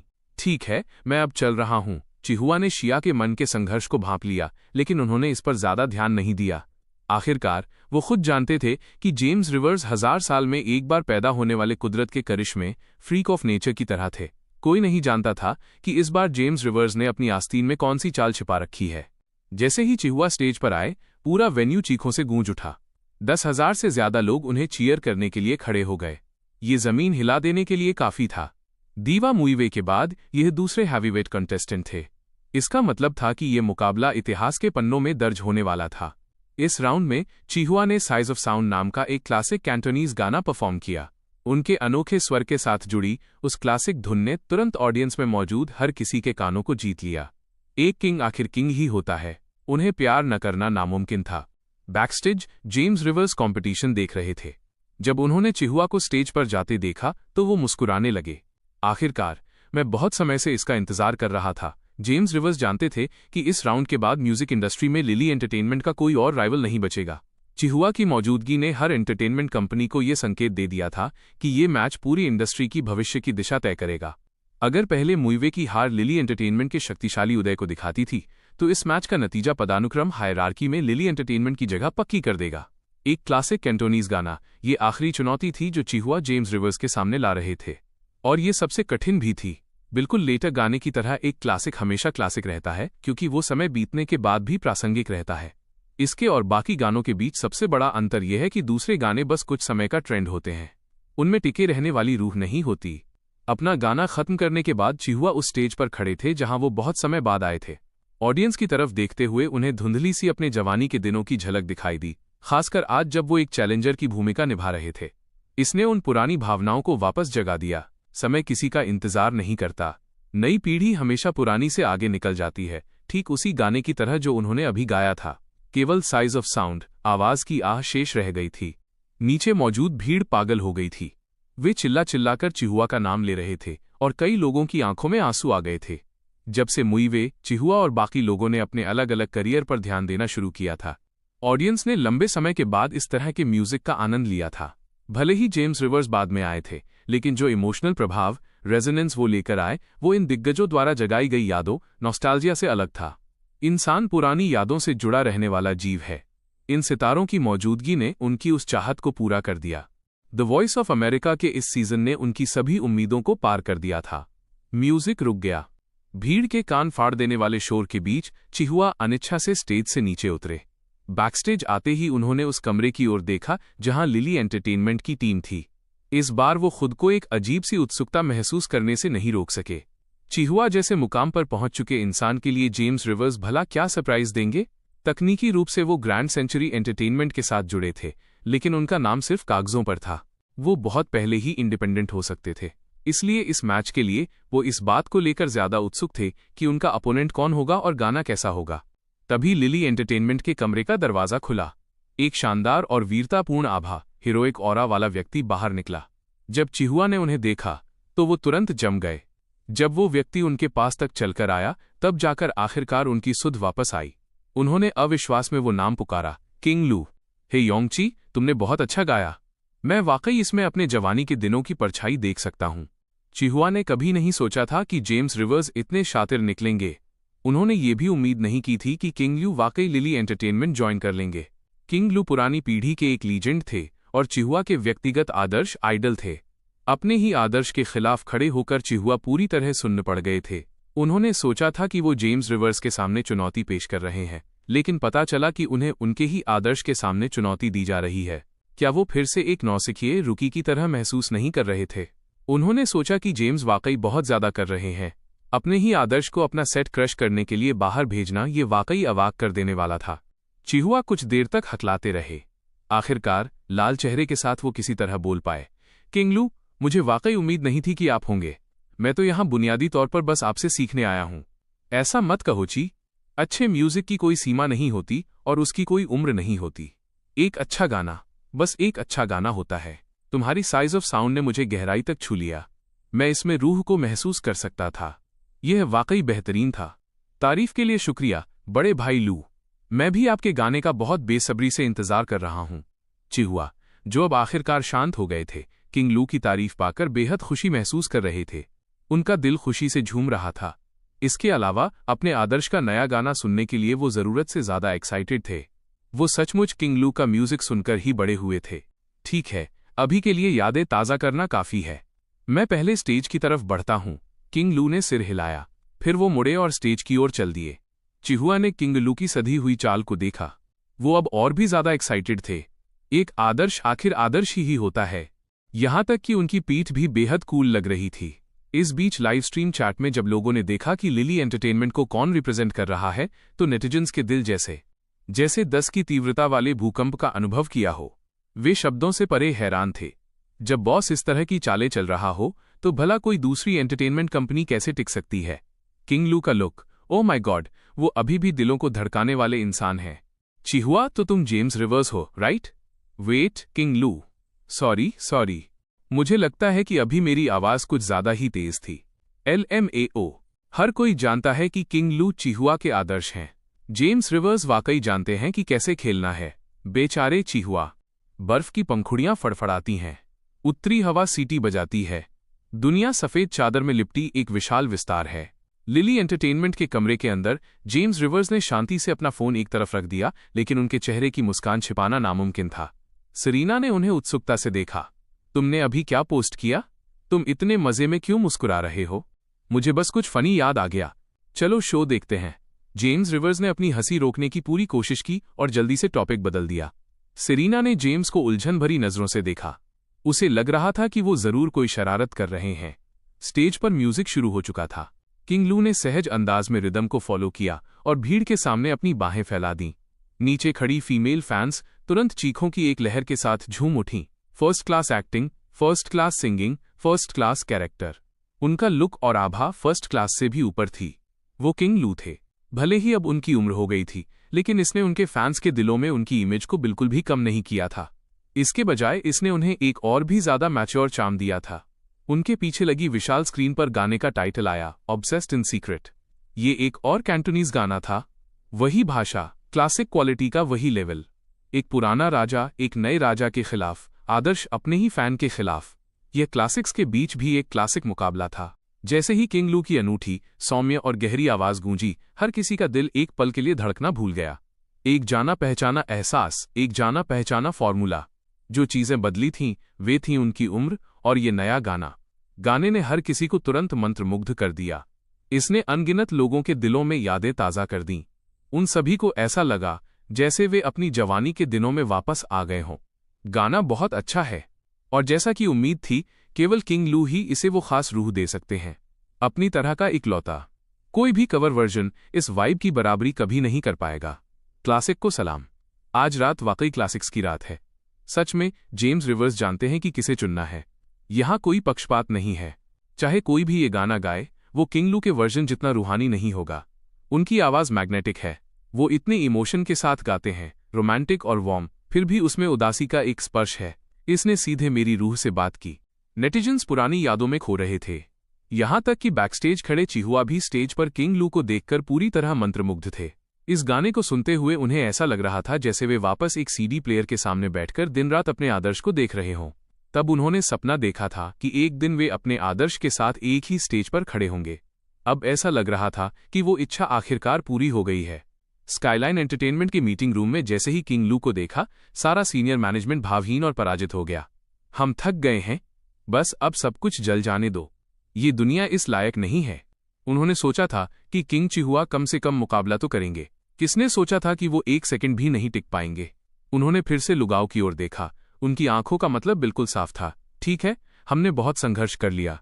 अब आप क्या सजेस्ट करते हैं? लुगाव भी भावहीन थे। उन्होंने सबकी नजरों को इग्नोर किया और बड़ी स्क्रीन पर उस शानदार शख्सियत को देखते रहे। वो एक और क्लासिक कैंटोनीज गाना गा रहे थे, ऑब्सेस्ड इन सीक्रेट। यह वाकई मंत्रमुग्ध कर देने वाला था। मीटिंग खत्म। लुगाव की ठंडी आवाज गूंजी। वहां मौजूद बोर्ड मेंबर्स चौंक गए। उन्हें लगा कि शायद उन्होंने गलत सुना है। मीटिंग खत्म? क्या वो इतनी आसानी से हार मान रहे थे? वे सब कंफ्यूजन में एक दूसरे को देखने लगे, लेकिन ये देखकर कि लुगाव टस से मस नहीं हुए, आखिरकार वे अपने डॉक्यूमेंट समेटकर एक एक करके चले गए। लुगाव की आंखों में एक ठंडी चमक थी। ये बताना नामुमकिन था कि वो क्या सोच रहे हैं। एक पल बाद उन्होंने अपना फोन निकाला और एक नंबर डायल किया। संदेश पहुंचा दो, उससे कहो कि तैयार रहे। हम बिग 3 का खिताब नहीं खो सकते। दूसरी तरफ से एक आवाज ने जवाब दिया। थोड़ी देर बाद लुगाव ने फोन नीचे रखा और शो देखना जारी रखा। अब वो केवल दूसरे ऑप्शन के साथ जा सकते थे। चूंकि वे लिली एंटरटेनमेंट को छू भी नहीं सकते थे, इसलिए उन्हें कोई दूसरा रास्ता ढूंढना था। जहां तक बात रही कि उन्होंने दूसरे बोर्ड मेंबर्स को क्यों नहीं बताया, तो वो इसलिए क्योंकि उन्हें लगता था कि वे सब बेकार हैं। अगर उन्होंने जेम्स रिवर्स को तभी कुचल दिया होता जब उसने शुरुआत की थी और अपना टैलेंट दिखाया था, तो आज ये सारी समस्याएं नहीं होती। इसके अलावा दूसरे ऑप्शन के बारे में जितने कम लोग जाने उतना अच्छा है। वेन्यू पर किंग लू अभी भी गा रहे थे। पूरी ऑडियंस अब अपने पैरों पर खड़ी थी। वे अपनी पूरी ताकत से अपनी लाइट स्टिक्स लहरा रहे थे। लाइट स्टिक्स की रिदम गाने के साथ पूरी तरह मैच कर रही थी। सुनते हुए ऐसा लग रहा था जैसे किंग लू के जवानी के दिनों का कोई सीन उनके सामने आ गया हो। उनकी हर फिल्म जिसमें उन्होंने एक्टिंग की थी, हर गाना जो उन्होंने गाया था, वे सारी तस्वीरें उनके दिमाग में घूम रही थीं। वाकई एक क्लासिक आवाज। ये मंत्रमुग्ध कर देने वाली थी, यादों से भरी हुई थी। जब तक किंग यू गाने के इस हिस्से तक पहुंचे, कई लोग अपना चेहरा छिपाकर रोने लगे। ये उनकी जवानी थी। उस समय म्यूजिक ऐसा ही होता था। इसने लोगों को अपनी पूरी ताकत से साथ मिलकर गाने पर मजबूर कर दिया। यही महान संगीत की पहचान है। चाहे आप खुश हों या दुखी, आप इसमें खोए बिना नहीं रह सकते। जब आप खुश होते हैं तो आप धुन सुनते हैं, जब आप दुखी होते हैं तो आप लिरिक्स सुनते हैं। यह एक इंसान की बीती हुई कहानियों को संगीत में पिरो सकता है, जिससे वे गहराई तक प्रभावित हो जाते हैं। अभी इंटरनेट पर किंग लू और इस गाने से जुड़े टॉपिक्स पहले ही वायरल हो चुके थे। गाना अभी खत्म भी नहीं हुआ था, लेकिन ट्रेंडिंग स्पॉट्स पहले से ही लॉक हो चुके थे। जैसा कि किंग लू से उम्मीद थी, जिस पल वो अपना मुंह खोलते हैं, हर कोई ऑब्सेस्ड इन सीक्रेट हो जाता है। क्लासिक कैंटोनीज सॉन्ग किंग की वापसी। ऑब्सेस्ड इन सीक्रेट ने मुझे रुला दिया। किंग लू अपने पीक पर हैं, यहां तक कि मैं अपने पीक पर भी उस करिश्मे के सामने झुक जाता। जब मैं डायपर में था तब पहली बार किंग को देखा था। अब किंग को फिर से देख रहा हूं जब मुझे प्रोस्टेट की समस्या है। राजा अभी भी राजा है, लेकिन मैं अब वो इंसान नहीं रहा जो पहले हुआ करता था। स्टेज पर गाना खत्म हो चुका था। इस पल सिर्फ ऑडियंस की आंखें ही नम नहीं थीं, यहां तक कि खुद किंग लू की आंखों में भी आंसू छलक आए थे। राजा बूढ़ा हो गया था, लेकिन उसका दिल नहीं। आज ऑब्सेस्ड इन सीक्रेट गाते हुए उन्हें ऐसा लगा जैसे उन्होंने सालों पहले वाला अपना जुनूनी वर्जन वापस पा लिया है। हालांकि बहुत से लोगों ने बहुत पहले ही कह दिया था कि किंग एलयू को कुछ करने की जरूरत भी नहीं है, सिर्फ स्टेज पर खड़े होने से ही लोग एक्साइटेड हो जाएंगे। लेकिन उनके कैरेक्टर को कौन नहीं जानता। वो कभी भी खुद को बिना किसी नए काम के स्टेज पर खड़ा होने की इजाजत नहीं देते। सिर्फ अपनी पुरानी साख के भरोसे बैठना उन्हें मंजूर नहीं था। इस गाने ऑब्सेस्ड इन सीक्रेट ने वाकई सालों पहले वाली उनकी चमक को दोबारा हासिल कर लिया था। किंग ल्यू के स्टेज छोड़ने के बाद भी ऑडियंस और स्ट्रीम देख रहे नेटिजन्स के दिल लंबे समय तक झूमते रहे। उनकी शख्सियत स्टेज से गायब हो चुकी थी, लेकिन ऑडियंस के दिलों में वो हमेशा रहेंगे। द वॉइस ऑफ अमेरिका का चौथा एपिसोड किंग ल्यू के एग्जिट के साथ समाप्त हुआ, और इस एपिसोड के अंत के साथ ही ये संकेत मिल गया कि म्यूजिक इंडस्ट्री के लिए एक नए युग की आधिकारिक शुरुआत हो चुकी है। सबसे पहले विभिन्न मीडिया आउटलेट्स ने तुरंत रिएक्ट किया। जैसे ही कंपटीशन खत्म हुआ, किंग ल्यू की जीत के बाद खबरों की बाढ़ आ गई। लिली एंटरटेनमेंट स्टेज रैंकिंग में नंबर 1 पर। इसमें कोई शक नहीं, एक नया बिग 3 उभर कर सामने आया है। सिर्फ कुछ महीनों में एक अनजान शख्स से बिग 3 दिग्गज के सीईओ तक जेम्स रिवर्स का उदय। एंटरटेनमेंट शॉक, स्काईलाइन खत्म, लिली ने ली बढ़त। जेम्स रिवर्स अल्टीमेट विनर हैं। मीडिया के शोर के अलावा कुछ एंटरटेनमेंट कंपनियों ने यहां तक कि अपनी रिक्रूटमेंट पॉलिसियों को बदलना शुरू कर दिया। उन्होंने ये तक संदेश फैला दिया कि उनकी कंपनी की सभी शर्तें अब लिली एंटरटेनमेंट की राह पर चलेंगी। इन बयानों को देने के अलावा उन्होंने लिली एंटरटेनमेंट को बधाई देने के लिए प्रोएक्टिव होकर ट्विटर पर पोस्ट किया। वे बहुत कुछ नहीं चाह रहे थे, बस उनकी गुड बुक्स में आने की उम्मीद कर रहे थे। हर कोई जानता था कि जेम्स रिवर्स खजाने की खान है। उनके साथ अच्छे संबंध बनाए रखना निश्चित रूप से सही कदम था। बेशक कुछ कंपनियां अभी भी रुको और देखो की स्थिति में थीं। उनका मानना था कि एक भूखा ऊंट भी घोड़े से बड़ा होता है। स्काईलाइन एंटरटेनमेंट अपनी सबसे बुरी स्थिति में भी अभी भी एक विशाल कंपनी थी, जिसने सालों तक बिग 3 का खिताब अपने पास रखा था। एंटरटेनमेंट की दुनिया में फिर से उथल पुथल मच गई, लेकिन इस बार जेम्स रिवर्स को किसी बाहरी सपोर्ट की जरूरत नहीं थी। उनके पास अब दूसरे बिग 3 दिग्गजों के साथ सीधे मुकाबला करने की काबिलियत थी। इस एपिसोड के प्रभाव के कारण लिली एंटरटेनमेंट फिर से बहुत बिजी हो गई। सौभाग्य से फीलिक्स शॉ ड्यूटी पर आ गए। अगली ही सुबह वो जेम्स रिवर्स के personal assistant, part time bodyguard और ड्राइवर बन गए। इससे जेम्स के लिए चीजें काफी आसान हो गईं। फीलिक्स का काम का प्रदर्शन बेमिसाल था। अपने पहले ही दिन उन्होंने कंपनी के ज्यादातर बिजनेस को व्यवस्थित कर दिया था। एक बार ऑर्गेनाइजेशन हो जाने के बाद हर मामले को संभालना उनके लिए बहुत आसान लग रहा था। जेम्स रिवर्स को किसी भी चीज की चिंता करने की जरूरत नहीं थी। उन्हें ऐसा लगा जैसे उन्हें वाकई कोई बार्गेन मिल गया हो। इस बीच लिली एनिमेशन से भी अच्छी खबर आई। द आउटकास्ट आखिरकार बनकर तैयार हो गया था और किसी भी समय रिलीज के लिए तैयार था। जब जेम्स रिवर्स कंपनी पहुंचे तो उन्हें लिली एनिमेशन के ऑफिस से चीखने चिल्लाने की आवाजें सुनाई दी। खासकर चेन फोंग की आवाज तो मेन गेट तक आ रही थी। भाइयों, मेरे लिए कोई लकी दिन चुन लो। लिली एनिमेशन का पहला प्रोडक्शन अपना डेब्यू करने वाला है। फोंग, बधाई हो। जल्दी से मुझे दिखाओ कि ये कैसा बना है। जेम्स रिवर्स ने लिली एनिमेशन के ऑफिस का दरवाजा खोला। उन्होंने चेन फोंग की ओर देखा, जो अभी भी एक्साइटमेंट में झूम रहे थे। तुम्हें भी बधाई जेम्स, तुम बिल्कुल सही समय पर आए हो। इस फाइनल प्रोडक्ट को देखो और बताओ कि क्या ये वैसा ही है जैसा तुम्हारे दिमाग में था। जैसे ही चेन फोंग ने जेम्स रिवर्स को देखा, उन्होंने तुरंत उन्हें कंप्यूटर के पास खींच लिया। भले ही चेनफोंग को अपनी टीम की टेक्निकल स्किल्स पर पूरा भरोसा था, लेकिन वे फिर भी चाहते थे कि जिसने स्क्रिप्ट लिखी है वो इसे एक बार देख ले। आखिर इस कहानी को सबसे बेहतर वही महसूस कर सकता था। जैसे ही चेनफोंग ने दी आउटकास्ट नाम की वीडियो फाइल पर क्लिक किया, जेम्स रिवर्स करीब झुक गए और स्क्रीन को गौर से देखने लगे। इस पल क्विन, सिमोन और बाकी सभी लोग भी वहां इकट्ठा हो गए। उनके चेहरों पर काफी तनाव था। इतनी लंबी मेहनत के बाद वे इस बात से डरे हुए थे कि कहीं जेम्स रिवर्स उनकी इस क्रिएशन से नाखुश न हो जाएं। स्क्रीन पर दी आउटकास्ट की कहानी धीरे धीरे खुलने लगी। इसकी शुरुआत घनी रात के सन्नाटे से हुई। एक शराबी आदमी पहाड़ी जंगल से गुजरते हुए खुद से बड़बड़ा रहा था और पहाड़ों में पक्षियों और जानवरों की डरावनी आवाजें गूंज रही थीं। माहौल वाकई काफी बेचैन करने वाला था। जेम्स रिवर्स थोड़े हैरान हुए और देखना जारी रखा। फिर एक कब्रिस्तान में एक रहस्यमयी साया कब्र खोद रहा था। मिट्टी पे फावड़े के टकराने की आवाज ने उस शराबी को इतना डरा दिया कि वो चिल्ला उठा, भूत! सीन बदला और ब्रैंडन दिखाई दिया। ये देखकर जेम्स रिवर्स की आंखें थोड़ी सिकुड़ गईं। स्क्रीन पर जो ब्रैंडन था वो उनकी यादों वाले ब्रैंडन से 100% तो नहीं, लेकिन 95% से ज्यादा मैच कर रहा था। कहानी आगे बढ़ती गई। जब रूबी सामने आई तो जेम्स रिवर्स ने राहत की सांस ली। रूबी को अपनी खास क्षेत्रीय भाषा रीजनल ड्रॉल में बात करते देख जेम्स रिवर्स ने पॉज बटन दबा दिया। उन्होंने धीरे से अपना सिर घुमाया। उनके पीछे लिली एनिमेशन का हर एम्प्लॉय घबराहट में जेम्स रिवर्स को ताक रहा था। किसी की सांस लेने तक की हिम्मत नहीं हो रही थी। उन्हें इस हाल में देखकर जेम्स रिवर्स अचानक मुस्कुरा दिए।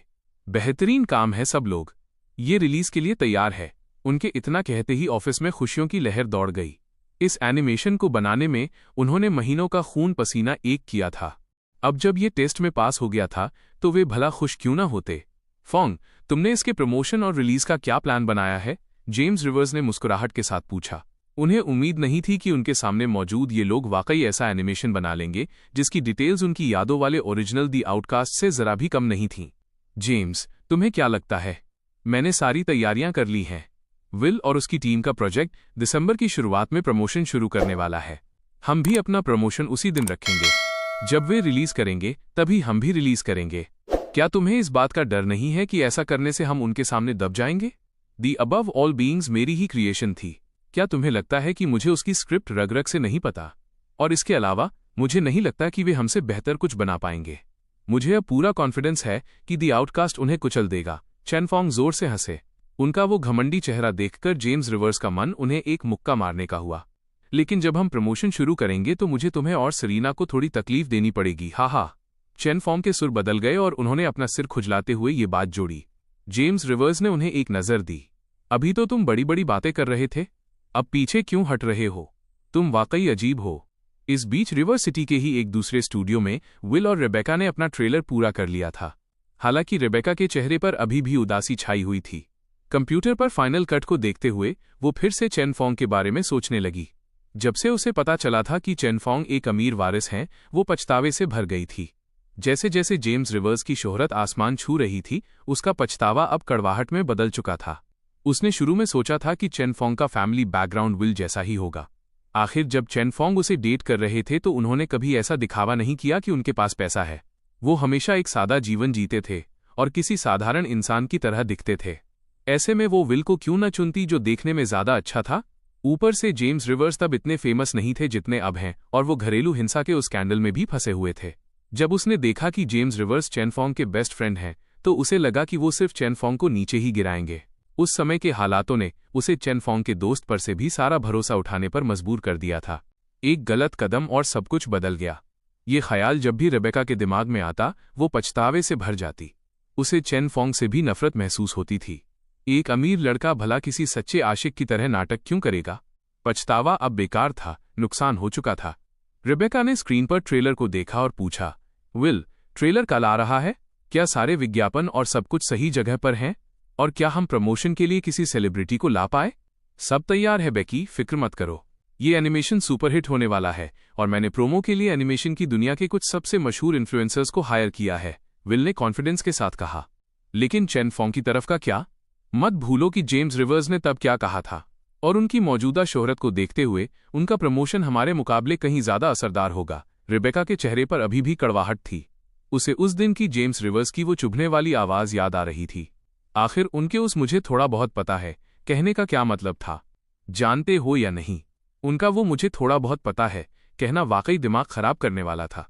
रिबेका की बातें सुनकर विल को कोई खास फर्क नहीं पड़ा, लेकिन उसे अभी भी परेशान देखकर उसने उसके कमर में हाथ डाला और उसे दिलासा दिया। जेम्स रिवर्स, मैं मानता हूं कि वो म्यूजिक के मामले में बहुत ताकतवर है, लेकिन ये एनिमेशन है। एनिमेशन की दुनिया और उसकी एंटरटेनमेंट इंडस्ट्री दो अलग चीजें हैं। तुम भी उतनी ही अच्छी तरह जानती हो जितना मैं कि चेनफोंग ने इस कहानी पर काम करने में लगभग 2 साल बिताए हैं। मुझे नहीं लगता कि इतने कम समय में जेम्स रिवर्स कोई दूसरी अच्छी स्क्रिप्ट तैयार कर सकते हैं। आह, उम्मीद है कि तुम सही कह रहे हो। रेबेका ने इस बारे में सोचा और आखिरकार अपना सिर हिलाया। उसके चेहरे के भाव थोड़े नरम पड़ गए। ये बात लॉजिकल थी। जेम्स रिवर्स एक ऐसा इंसान था जिसने पहले कभी एनिमेशन को हाथ भी नहीं लगाया था। वो चाहे कितना भी टैलेंटेड क्यों ना हो, ऐसा मुमकिन नहीं था कि वो इतनी जल्दी कोई स्क्रिप्ट लिख ले और उसे पूरा भी कर ले। इसके अलावा उनका म्यूजिकल टैलेंट पहले से ही इतना जबरदस्त था। अगर वो एनिमेशन भी बना लेते तो वो इंसान ही नहीं होते। अगले दिन 1 दिसंबर सुबह 9 बजे विल द्वारा स्थापित लव एनिमेशन ने आधिकारिक तौर पर अबव ऑल बीइंग्स का ट्रेलर रिलीज किया। एक डोमेस्टिक एनिमेशन के रूप में और कई मशहूर एनिमे इन्फ्लुएंसर्स की सिफारिशों के साथ ट्रेलर ने तुरंत अनगिनत एनिमे फैंस को अपनी ओर खींचा। यह कहना पड़ेगा कि above all beings domestic animation के ट्रेडिशनल पावर सिस्टम को फॉलो करते हुए भी अपनी हाई क्वालिटी विजुअल्स और ड्रामेटिक स्टोरी टेलिंग के साथ काफी प्रभावशाली था। ट्रेलर रिलीज होने के महज 2 घंटे बाद ही इस पर तारीफों के पहाड़ टूट पड़े। लव एनिमेशन स्टूडियो के अंदर हर कोई जश्न मना रहा था। ट्रेलर की सफलता ने उन्हें उम्मीद दी थी। यहां तक कि रेबेका, जो आमतौर पर उदास दिखती थी, अब खुशी से झूम रही थी। ट्रेलर को मिल रही इतनी तारीफों के साथ ये देखना आसान था कि एक बार पूरी सीरीज आने के बाद कंपनी पैसों में खेलेगी। बेकी, देखो, मैंने तुमसे कहा था कि ये सुपरहिट होगा। यहां आओ, सेलिब्रेशन के लिए मुझे एक किस दो। विल ट्रेलर के बढ़ते हुए आंकड़ों को देखकर कान से कान तक मुस्कुरा रहा था। उसने रेबेका को कमर से अपनी ओर खींचा और शरारत से कहा, रहने दो, सब देख रहे हैं। रेबेका ने शर्माते हुए अपना चेहरा दूसरी तरफ घुमा लिया। स्टूडियो के दूसरे एम्प्लॉई अवाक रह गए। उन सबके मन में एक ही बात चल रही थी, तुम इतना मासूम बनने का नाटक क्यों कर रही हो? ऐसा तो नहीं है कि तुमने ये सब पहले हमारे सामने न किया हो। शानदार मूड में होने के कारण विल को रेबेका के मना करने से कोई फर्क नहीं पड़ा। उसने जबरदस्ती उसके होठों पर एक गहरा किस किया। वो सीरीज के प्रीमियर के बाद आने वाले अंतहीन मुनाफे को पहले ही देख पा रहा था। लेकिन तभी सीनियर स्टाफ मेंबर्स में से एक अचानक भागता हुआ आया। टैबलेट पकड़े हुए उसका हाथ कांप रहा था। विल, सब खत्म हो गया, जल्दी देखो, ऑनलाइन एक और डोमेस्टिक एनिमेशन आया है। ये कहते हुए उसने टैबलेट विल को थमा दिया।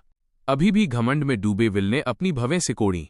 उसे उस सीनियर के व्यवहार पर थोड़ी झुंझलाहट महसूस हुई। ये बस एक और एनिमेशन ही तो है, इसमें इतनी बड़ी क्या बात है? इतना पैनिक क्यों कर रहे हो? आजकल एक भी डोमेस्टिक शो ऐसा नहीं है जो हमारा मुकाबला कर सके। विल ने टैबलेट लिया और उसे लापरवाही से देखा। मौजूदा डोमेस्टिक एनिमेशन मार्केट में वहां उसे ऐसा कुछ भी नहीं लगा जिसे वो खतरा समझे। लेकिन जैसे ही उसने उस एनिमेशन का टाइटल देखा, उसके चेहरे की स्माइल गायब हो गई। द आउटकास्ट, क्या ये कोई कॉपी है? उसका एनिमेशन अबव ऑल बीइंग्स के नाम से था और अब इसका नाम द आउटकास्ट था। सब खत्म हो गया था। फिर उसने टैबलेट पर प्रमोशनल वीडियो पर क्लिक किया। वुआंग का जॉर्डन ग्रैंड मास्टर को ग्रीट करता है। बीता हुआ कल बदला नहीं जा सकता, आने वाले कल को बदला जा सकता है। ये वीडियो शुरू से ही एक धमाका था। वुआंग के जॉर्डन का ग्रैंड मास्टर को ग्रीट करने वाला सीन देखकर विल की आंखें फटी की फटी रह गईं। वो जितना ज्यादा इसे देख रहा था, उतना ही ज्यादा पैनिक होने लगा। Art quality, voice acting, character designs और डायलॉग्स, खासकर जब उसने रूबी को देखा, उसका वो भारी लोकल एक्सेंट सुनकर विल के सामने अंधेरा छा गया। ये कैरेक्टर डिजाइन और ये आवाज वाकई बहुत अट्रैक्टिव थी।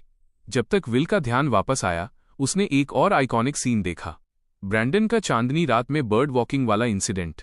वीडियो में बेशम ब्रैंडन पागलों की तरह हंसते हुए अपनी एनर्जी को चैनल कर रहा था। उसकी हंसी सुनकर टैबलेट पकड़े हुए विल के हाथ बुरी तरह कांपने लगे। फिर टैबलेट एक जोरदार आवाज के साथ जमीन पर गिर गया।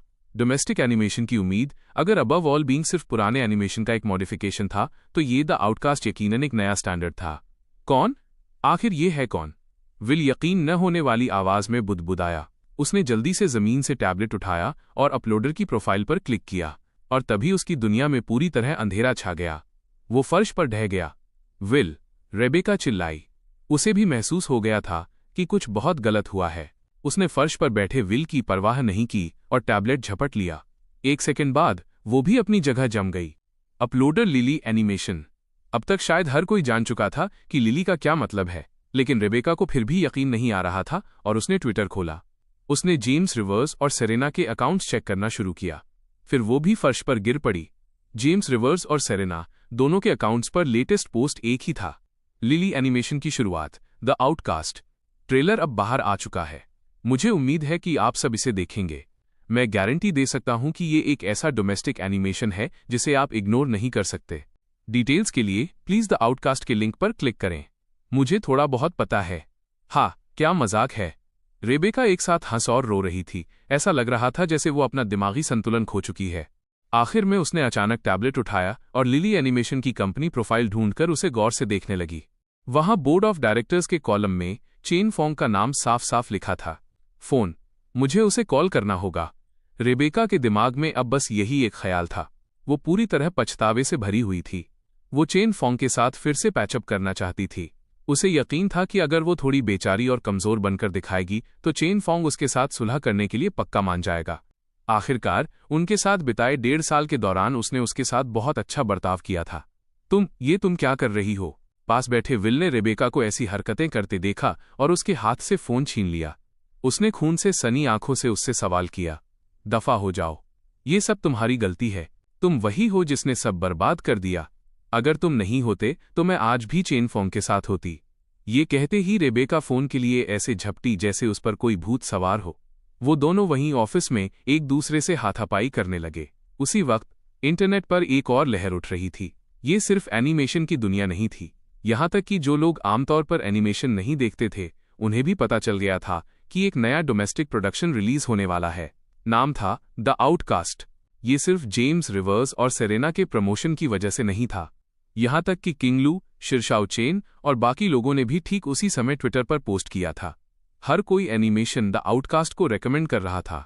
ट्रेलर पर व्यूज पहले ही 100 मिलियन पार कर चुके थे। लाखों रीट्वीट और करोड़ों कमेंट्स थे। इसने हर ऐप पर टॉप ट्रेंडिंग स्पॉट्स पर कब्जा कर लिया था। ऐसा डेटा पहले कभी किसी एनिमेशन ने हासिल नहीं किया था। अनगिनत फेमस एनिमेशन इन्फ्लुएंसर्स ने इस चर्चा को फैलाने के लिए खुद से प्रमोशनल वीडियो बनाए। आखिर ये पूरी तरह से ट्रैफिक का मामला था। इतने बड़े हाइप का फायदा उठाने का मौका कोई नहीं छोड़ना चाहता था। चेस 10 मिलियन फॉलोअर्स वाला एक जाना माना एनिमेशन इन्फ्लुएंसर था। वो एनिमेशन को लेकर वाकई बहुत पैशनेट था। शुरू में जब उसने जेम्स रिवर्स और बाकी लोगों द्वारा द आउटकास्ट का प्रमोशन देखा तो वो बहुत ज्यादा गुस्से में था। उसे लगा कि फैन सर्कल कल्चर एनिमेशन की दुनिया को गंदा कर रहा है। वो इस गंदगी के खिलाफ इंडस्ट्री को बचाने के लिए किसी भी हद तक जाने को तैयार था और इसीलिए उसने खुद देखने के लिए द आउटकास्ट के ट्रेलर पर क्लिक किया। वो इसमें कमियां निकालना चाहता था। वो इस एनिमेशन में गलतियां ढूंढकर जेम्स रिवर्स और उसकी टीम की धज्जियां उड़ाना चाहता था।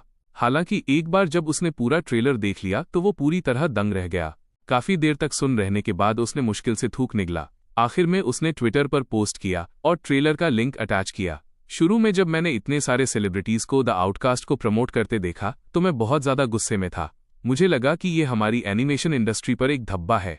मैं असल में जेम्स रिवर्स को काफी पसंद करता हूं और मुझे उसके गाने सुनना बहुत पसंद है, लेकिन मुझे यकीन नहीं था कि वो एक अच्छा एनिमेशन बना सकता है, खासकर एक डोमेस्टिक एनिमेशन। इंडस्ट्री पिछले कुछ समय से काफी मुश्किलों से गुजर रही है। डोमेस्टिक एनिमेशन की हालत बहुत दर्दनाक है। लेकिन पूरा ट्रेलर देखने के बाद मुझे एहसास हुआ कि मैं गलत था। मैं बस जेम्स रिवर्स से माफी मांगना चाहता हूं और फिर मैं कहना चाहता हूं कि ये वाकई कमाल है। ये यकीनन इस वक्त डोमेस्टिक एनिमेशन की उम्मीद है। मैं पूरी गंभीरता के साथ सबको ये एनिमेशन रेकमेंड करता हूं। देखते रहिए और आपको एक सरप्राइज मिलेगा। चेस ने एक ही सांस में पोस्ट खत्म किया और फिर एक लंबी आह भरी। वो अब एपिसोड्स के ऑफिशियल रिलीज के लिए बहुत ज्यादा एक्साइटेड था। इसके अलावा एक ऐसे इंसान के तौर पर जिसने कभी सेलिब्रिटीज को फॉलो नहीं किया था, उसने पहली बार 2 लोगों को फॉलो किया, एक जेम्स रिवर्स और दूसरी सेरेना। हाइप बढ़ती जा रही थी और द आउटकास्ट का ट्रेलर पूरी तरह से वायरल हो गया। इसने सिर्फ एनिमेशन की दुनिया में ही हलचल नहीं मचाई, बल्कि वो लोग भी जो एनिमेशन कम देखते थे वो भी इस डोमेस्टिक प्रोजेक्ट पर ध्यान दे रहे थे। इसकी वजह और कुछ नहीं बल्कि ये थी कि इसे लिली एनिमेशन ने बनाया था और स्क्रिप्ट जेम्स रिवर्स ने लिखी थी। ऑनलाइन चर्चाएं एकदम धमाका कर रही थीं। एनिमेशन वर्ल्ड से लेकर एंटरटेनमेंट इंडस्ट्री तक हर कोई बस इसी एनिमेशन की बात कर रहा था। जब मैंने जेम्स रिवर्स का रिकमेंडेशन देखा तो मुझे लगा कि ये म्यूजिक छोड़कर फिर किसी और काम में हाथ मार रहा है, लेकिन जब इतने सारे सेलिब्रिटीज को सपोर्ट करते देखा तो जिज्ञासा में मैंने इसे क्लिक किया और अब मुझे सच का एहसास हो गया है। मैं तो पागल हो रहा हूं।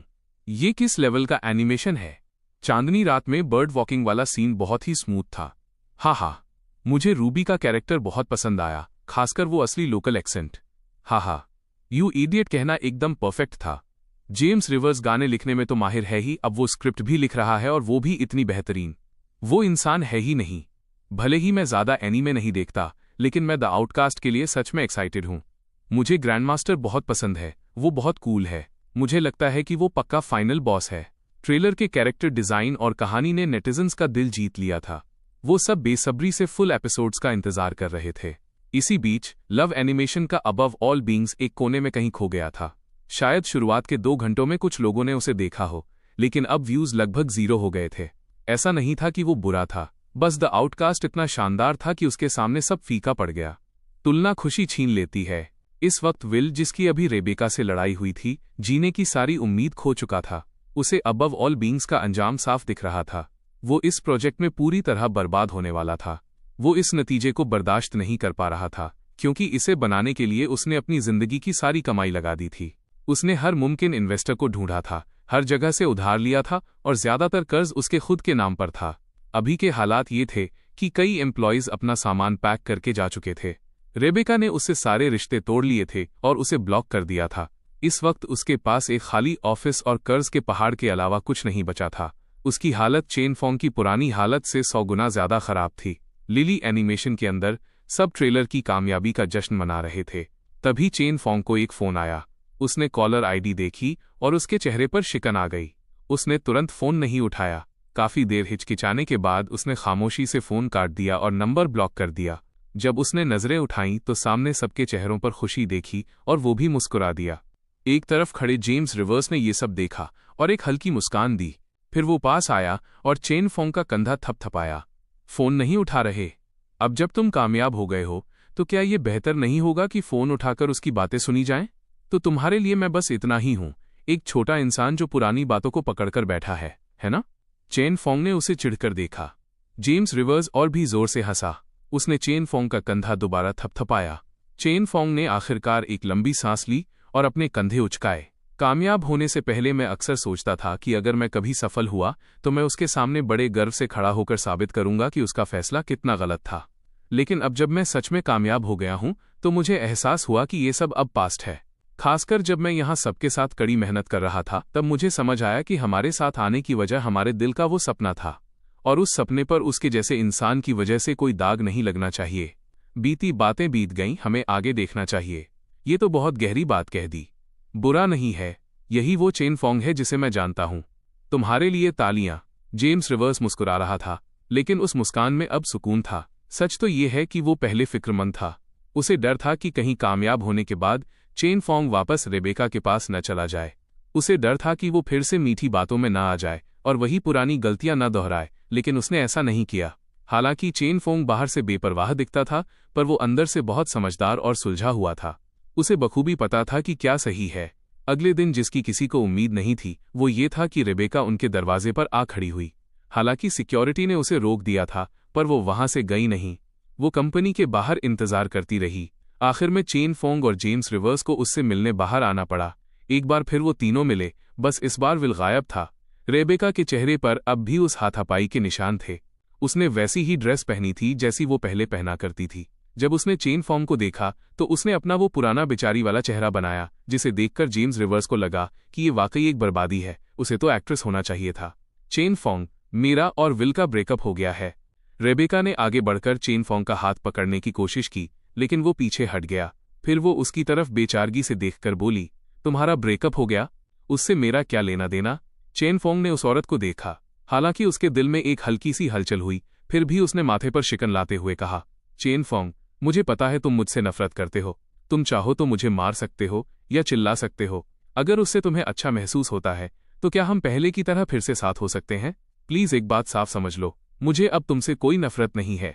हमारे बीच पहले जो कुछ भी हुआ हो, अब हमारा कोई रिश्ता नहीं है और आगे कभी होगा भी नहीं। अब प्लीज यहां से जाओ, हमारी कंपनी में तुम्हारा स्वागत नहीं है। रेबेका ने कुछ और कहने की कोशिश की, लेकिन चेन फोंग ने उसे बीच में ही टोक दिया और जाने को कह दिया।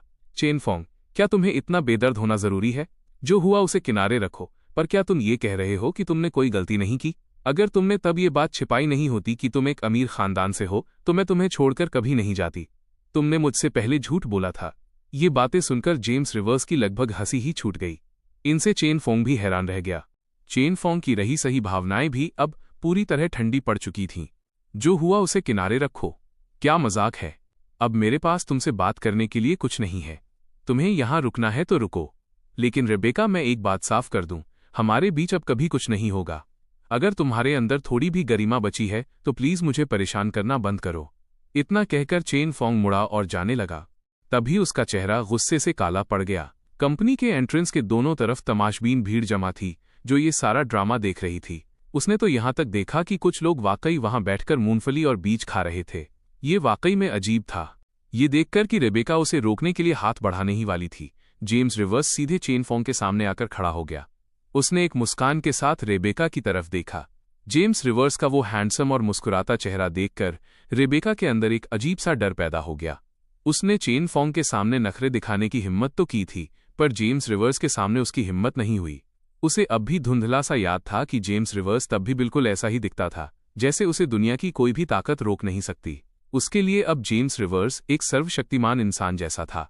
तुमने फोंग की बात साफ साफ सुन ली है, और मैं भी तुम्हें एक सलाह देता हूं, अपने लिए मुसीबतें मत ढूंढो। साथ ही मैंने तुम दोनों से तब भी कहा था कि वक्त बदलते देर नहीं लगती। किसी आदमी को सिर्फ इसलिए छोटा मत समझो क्योंकि वो गरीब है। वैसे मेरा भाई गरीब नहीं है। उम्मीद है तुम्हें मेरी बातें याद रहेंगी। अब तुम जा सकती हो। रेबेका आखिरकार चली गई। जेम्स रिवर्स की बातों से उसे यकीन था कि चेन फोंग उसका कुछ नहीं बिगाड़ेगा, लेकिन वो जेम्स रिवर्स को नहीं पढ़ पा रही थी। उसके दिमाग में बड़े लोग हमेशा एक जैसे ही होते थे। उसकी नज़रों में इतने कम समय में जेम्स रिवर्स का इतनी बड़ी कंपनी खड़ी कर लेना एक डरावनी बात थी। अगर जेम्स रिवर्स को पता चलता कि वो क्या सोच रही है तो वो यकीनन हंस पड़ता।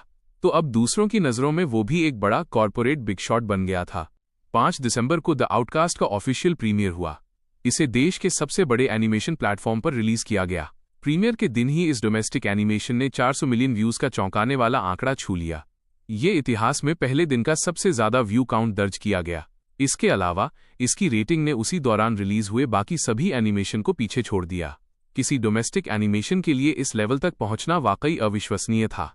इस एक शो की वजह से पूरी इंडस्ट्री में लिली एनिमेशन का नाम गूंज उठा। जब से द आउटकास्ट आया था, ऑनलाइन ट्रेंडिंग टॉपिक्स थमने का नाम नहीं ले रहे थे। लिली एंटरटेनमेंट और लिली एनिमेशन सबकी जुबान पर थे, खासकर जेम्स रिवर्स। लोग अब उसके बारे में बहुत उत्साह से बातें कर रहे थे। मीडिया आउटलेट्स ने तो यहां तक कि जेम्स रिवर्स की शोहरत के सफर पर डिटेल में आर्टिकल्स भी छाप दिए। जिन लोगों ने ये पोस्ट देखी वो सब हैरान रह गए। गुमनामी के अंधेरे से शुरू होकर उसने अपने गाने ए लाइफ टाइम विद यू के दम पर लोगों के दिलों में जगह बनाई। फिर हु यिन के साथ जस्ट बीइंग ऑर्डिनरी के कोलैबोरेशन ने उसे घर घर में मशहूर कर दिया। इसके बाद डिवोटेड हस्बैंड और घरेलू हिंसा वाली घटनाओं ने जेम्स रिवर्स को विवादों के भंवर में डाल दिया था, जब तक कि सेरेना ने आकर सब साफ नहीं किया, जिसके बाद जनता ने उसे फिर से गले लगा लिया। उसके बाद वो नहीं रुका। उसने एक के बाद एक मास्टरपीस दिए। यहां तक कि जब सेरेना को ब्लैकलिस्ट किया जा रहा था तब हु यांग उसके गाने ए हार्ट फुल ऑफ ड्रीम्स की वजह से उसके साथ खड़ा रहा। उस वक्त तक जेम्स रिवर्स में पूरी इंडस्ट्री को चुनौती देने का आत्मविश्वास आ चुका था। फिर वॉइस ऑफ अमेरिका के लिए हु यिन के साथ पार्टनरशिप हुई, जहां उसने खुद को साबित करने में कोई कसर नहीं छोड़ी। कंपटीशन के कुछ राउंड्स ने उसका स्टेटस पूरी तरह पक्का कर दिया। सिर्फ 6 महीनों में एंटरटेनमेंट इंडस्ट्री का हर कोई उसे दूर से बस देखता रह गया। और अब लिली एनिमेशन की द आउटकास्ट के साथ उसने एनिमेशन की दुनिया में एक बड़ी लहर पैदा कर दी है। पूरी दुनिया उसके हाथ की मुट्ठी में है। ये वाकई हैरान करने वाला है। अनगिनत लोगों ने मीडिया का वो पोस्ट पढ़ा और कमेंट सेक्शन में अपनी हैरानी जाहिर की। भाई, अगर तुमने इसे इस तरह नहीं समझाया होता तो मुझे कभी एहसास नहीं होता कि जेम्स रिवर्स इतना लीजेंडरी है। दोस्तों, क्या आप यकीन कर सकते हैं, मैं शुरू से उसके म्यूजिक को फॉलो कर रहा हूं और अचानक मैं देखता हूं कि वो शिखर पर है और मैं अब भी वही गुमनाम बच्चा हूं। ये पागलपन है। ये सब इतनी नेचुरली हुआ। हमारा ध्यान सिर्फ जेम्स रिवर्स के म्यूजिक पर था।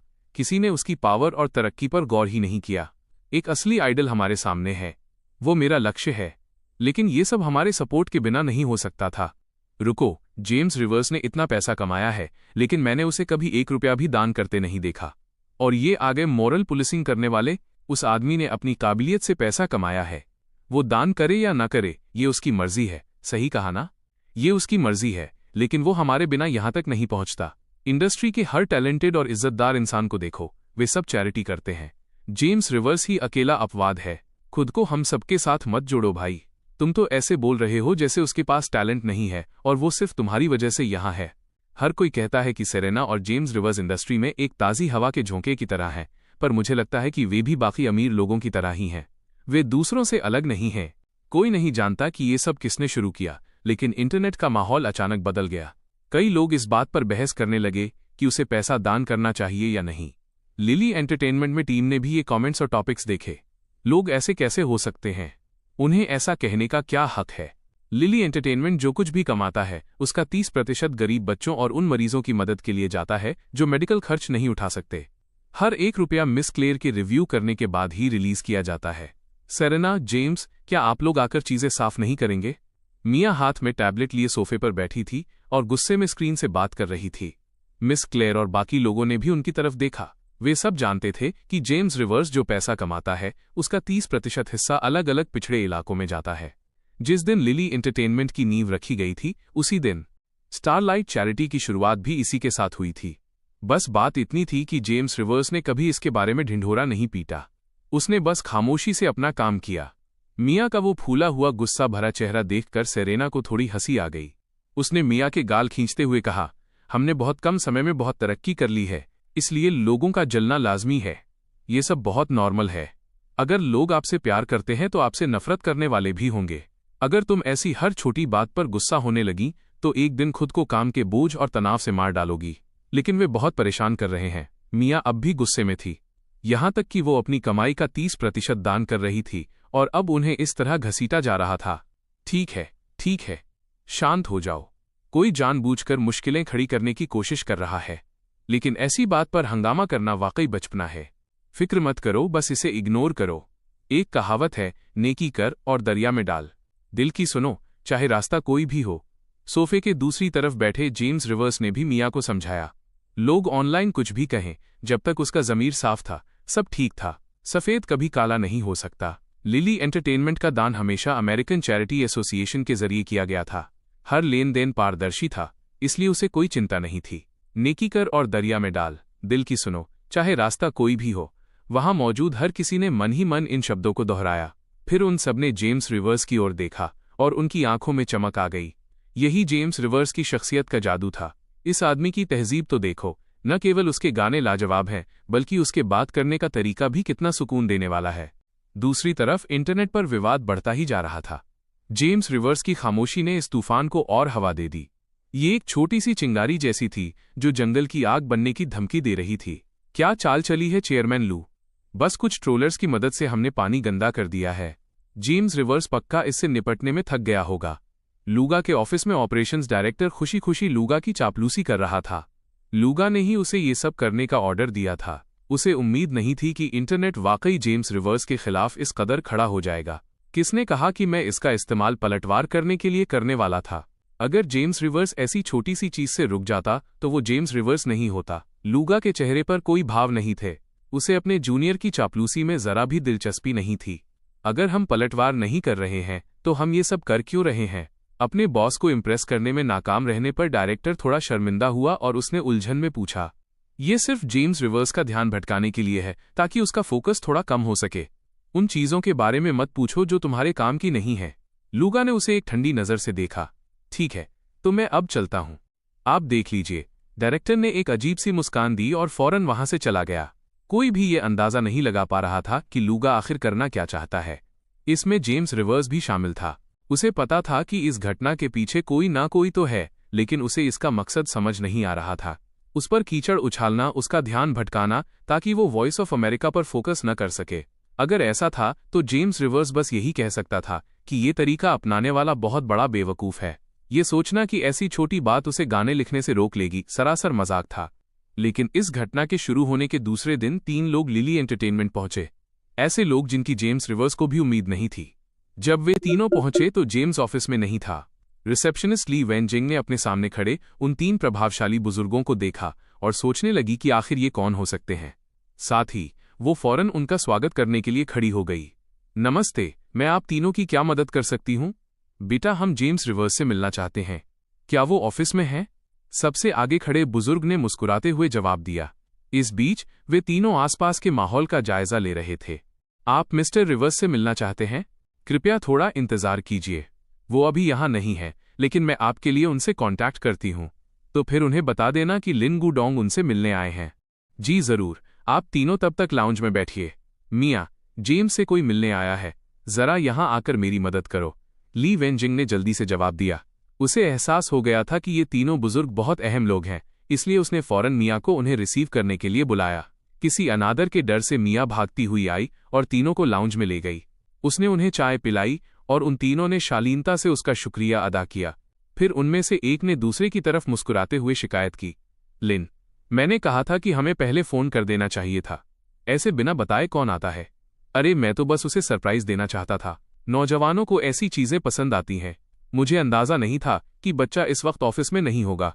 जैसे ही उसने बात खत्म की, तीसरे बुजुर्ग ने फौरन कहा, हा, हमारी एक टांग कब्र में है और तुम्हें अब भी ये खेल सूझ रहे हैं। वैसे छोटे जेम्स ने इस कंपनी को काफी अच्छे से मैनेज किया है, हालांकि थोड़ी छोटी है।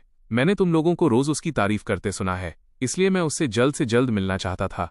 उम्मीद नहीं थी कि मुलाकात नहीं हो पाएगी। बुजुर्ग ने बात खत्म की और फिर मिया की तरफ देखा, जो एक तरफ बुत बनकर खड़ी थी। इतना तनाव मत लो बेटा, हम तीनों बुरे लोग नहीं हैं, है ना? हमने अभी तक अपना परिचय नहीं दिया है। मैं बी योंगजी हूं, अमेरिकन चैरिटी एसोसिएशन का चेयरमैन। ये डुगू हैं, हुआयान टीवी के जनरल डायरेक्टर, और दूसरे लिन गुडोंग हैं, जो हु यिन के जनरल डायरेक्टर हैं। उन तीनों का परिचय सुनकर मिया का दिमाग पूरी तरह सुन्न हो गया। उसके दिमाग में बस यही शब्द गूंज रहे थे, अमेरिकन चैरिटी एसोसिएशन, हुआयान और हु यिन। ये सब बहुत बड़ी हस्तियां थीं, जिन्हें शायद वो अपनी पूरी जिंदगी में कभी सामने से नहीं देख पाती। और आज वे तीनों एक साथ लिली एंटरटेनमेंट आए थे। मिया को कोई जवाब न देते देख बा योंगजी ने बात जारी रखी, आजकल ऑनलाइन तुम्हारे बॉस को लेकर काफी आलोचनाएं हो रही हैं ना? ऐसा क्यों है कि जेम्स रिवर्स इसे लेकर जरा भी परेशान नहीं दिख रहे? जब से वे लिली एंटरटेनमेंट आए थे, इन तीनों बुजुर्गों को जो कुछ भी दिखा उससे वे काफी खुश थे। पूरा ऑफिस बिल्कुल बेअसर लग रहा था, हर कोई मुस्कुराते हुए अपना काम कर रहा था। इसने बा योंगजी को थोड़ा हैरान किया। आमतौर पर जब दूसरी कंपनियां ऐसी किसी स्थिति का सामना करती हैं तो अपनी साख बचाने के लिए उनकी पीआर टीमें पूरी ताकत लगा देती है। इसके अलावा वो अच्छी तरह जानते थे कि जेम्स रिवर्स ने कितना दान दिया था। आखिरकार हर एक डोनेशन अमेरिकन चैरिटी एसोसिएशन के जरिए की गई थी और वो एक बहुत बड़ी रकम थी। आखिर ये एक कंपनी के रेवेन्यू का 30% था। कोई भी अंदाजा लगा सकता है कि वो कितना होगा। बा योंगजी का सवाल सुनकर मिया आखिरकार हकीकत में वापस आई। हालांकि उसका दिमाग अब भी घूम रहा था। वो जल्दी से बोली, क्योंकि मिस्टर रिवर्स ने कहा है, नेकी कर और दरिया में डाल। दिल की सुनो, चाहे रास्ता कोई भी हो। अगर हम ऐसे नेक काम करते हैं जो करने लायक हैं, तो हमें निजी फायदे या नुकसान की चिंता नहीं होगी, और न ही हमें इस बात की फिक्र करने की जरूरत है कि दूसरे क्या कहते हैं, जब तक हमारा अपना जमीर शांत है। ये सुनकर उन तीनों बुजुर्गों की आंखें एक साथ चमक उठीं। बा योंगजी ने तो धीरे से अपने होठों के नीचे बुदबुदाया, नेकी कर और दरिया में डाल। फिर वो अचानक हंस पड़े। क्या बात कही है, नेकी कर और दरिया में डाल। मैं वाकई इस नौजवान से मिलने के लिए एक्साइटेड हो रहा हूं। हा बॉस, मैंने क्या कहा था? छोटा जेम्स जरा भी परेशान नहीं होगा। यही वजह है कि मैं उस बच्चे को पसंद करता हूं। इस बात पर मैं लिन से सहमत हूं। भले ही मैं जेम्स रिवर्स से नहीं मिला हूं, लेकिन उनके बारे में मेरी पहली राय यही है कि वो किसी भी हाल में शांत रहने वाले इंसान हैं। एक ऐसे आदमी जिनका चरित्र और व्यक्तित्व वाकई गहरा है। तभी लाउंज का दरवाजा तेजी से खुला। सबने मुड़कर देखा। ये जेम्स रिवर्स थे, जो कमरे में भागते हुए आए थे। ओल्ड मैन लिन, मैं बाहर से ही आपकी अपनी तारीफ सुन पा रहा था। मुझे अंदर आने में लगभग शर्म महसूस हो रही थी। उन तीनों बुजुर्गों को देखकर जेम्स रिवर्स एक अजीब सी हंसी हंसे और उनकी तरफ बढ़े। अपनी तारीफ अपने ही कानों से सुनना वाकई थोड़ा शर्मिंदा करने वाला था। और सबसे जरूरी बात, वे उनके असली दुनिया के महान दिग्गजों के मशहूर कोट्स थे। वो तो बस एक क्रिएटिव मिडलमैन थे। इस तरह तारीफ पाना उन्हें वाकई थोड़ा दोषी महसूस करा रहा था। हा, तो तुम्हारे जैसा बच्चा भी शर्माना जानता है। चलो मैं तुम्हारा परिचय करा देता हूं। ये डुगू हैं, ये हुआयान से हैं जिनसे तुम पिछली बार नहीं मिल पाए थे, और ये बा योंगजी हैं जो मुख्य रूप से आज अमेरिकन चैरिटी एसोसिएशन की तरफ से तुमसे मिलने आए हैं। तीनों बुजुर्ग भी खड़े हो गए। लिनू डोंग ने मुस्कुराते हुए दोनों का परिचय कराया। मास्टर डू, मास्टर बी, मैं माफी चाहता हूं। मुझे बुरा लग रहा है कि आपको यहां तक आना पड़ा। प्लीज बैठिए। इस तरह खड़े रहने से मुझे घबराहट हो रही है। जेम्स रिवर्स ने जल्दी से तीनों सज्जनों से हाथ मिलाया और उन्हें बैठने के लिए कहा। फिर वो दूसरी तरफ तमीज से बैठ गए। मिया अब भी अपनी जगह पर बुत बनी खड़ी थी। जब जेम्स रिवर्स ने उसे एक नज़र देखा तब जाकर वो बहुत ही घबराते हुए बैठी। इसमें उसकी भी कोई गलती नहीं थी। वो अब तक जिस सबसे ताकतवर इंसान से मिली थी वो जेम्स रिवर्स थे। अब उन 3 आदमियों का सामना करना जो दशकों तक ऊंचे पदों पर रहे थे, अगर वो नर्वस ना होती तो ये अजीब होता। साथ ही जेम्स रिवर्स के लिए उसकी इज्जत और भी बढ़ गई। उसने हमेशा सोचा था कि जेम्स रिवर्स लीजेंडरी हैं, पर उसे उम्मीद नहीं थी कि वो इतने प्रभावशाली होंगे कि इन दिग्गजों के सामने इतनी सहजता से बातचीत कर सकें और हंस सकें। सज्जनों, मैं सोच रहा था कि क्या आपको मुझसे कोई जरूरी काम है? जब सब आराम से बैठ गए तो जेम्स रिवर्स ने आखिरकार पूछा। लिन गूडोंग के अलावा डुगू और बा योंगजी पहली बार जेम्स रिवर्स से मिल रहे थे। उन्होंने उसे गौर से देखा और वे जितना ज्यादा देखते उतना ही खुश होते। वे लोगों को परखने में माहिर थे। वे जेम्स रिवर्स के आभा और ऊर्जा से ही बता सकते थे कि वो किस तरह के इंसान हैं। चूंकि तुम हमें मास्टर कह रहे हो तो मैं बात को घुमाऊंगा नहीं। छोटे जेम्स, मैं यहाँ असल में एक गाने के लिए आया हूँ। तुमने पहले ओल्ड लिन और ओल्ड डुगू के लिए गाने लिखे हैं, इसलिए तुम्हें अमेरिकन चैरिटी एसोसिएशन के लिए भी एक गाना लिखना होगा। असल में चैरिटी एसोसिएशन जल्द ही एक प्रमोशनल प्रोग्राम बनाने की योजना बना रहा है। इत्तेफाक से जब मैंने ऑनलाइन स्थिति देखी तो मैंने इन 2 पुराने दोस्तों से इस बारे में बात की।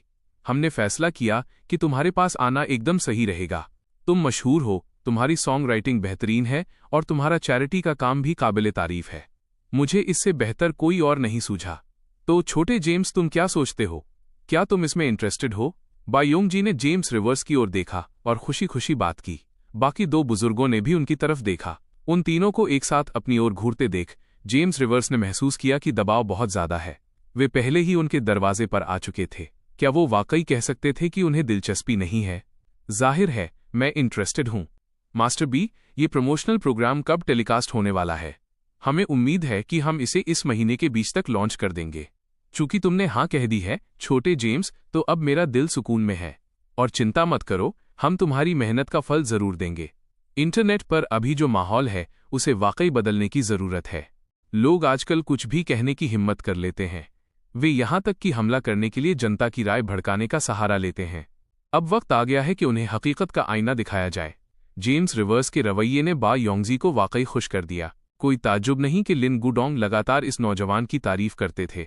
वो वाकई इसके हकदार थे। खास तौर पर जेम्स रिवर्स की दरियादिली ने उनकी तारीफ बटोरी। अगर कोई और इस तरह की मुसीबत में होता तो वे चीजों को साफ करने के मौके पर फौरन झपट पड़ते। आखिर कोई भी बलि का बकरा नहीं बनना चाहता कि इतना पैसा दान करने के बाद भी उन पर कीचड़ उछाला जाए। डुगू एक मुस्कान के साथ एक तरफ बैठे थे और उन्होंने चाय की एक चुस्की ली। वे सही कह रहे हैं, उन्होंने कहा। आजकल के लोगों की याददाश्त बहुत छोटी है और उनमें कोई अनुशासन नहीं है। भले ही हमने पहले इंडस्ट्री की थोड़ी सफाई की थी, लेकिन वे अब भी मुनाफे के लालच को नहीं छोड़ पा रहे हैं। उन्होंने इंटरनेट को एक जहरीली जगह बना दिया है। अब वाकई उन्हें हकीकत दिखाने का वक्त आ गया है। प्रमोशनल फिल्म हुआ यांग पर दिखाई जाएगी, जबकि गाना हुई इन पर रिलीज होगा। यही वजह थी कि वे तीनों एक साथ आए थे। असल में जब लिन गूडोंग ने खबर सुनी तो वो बस चाहते थे कि जेम्स रिवर्स गाना लिखें। उन्हें उम्मीद नहीं थी कि ये सब ऑनलाइन आलोचनाओं के बढ़ने के साथ ही होगा। अभी इंटरनेट पर पेड ट्रोल्स की उकसावे वाली हरकतों की वजह से कई अनजान लोग गुमराह हो गए थे।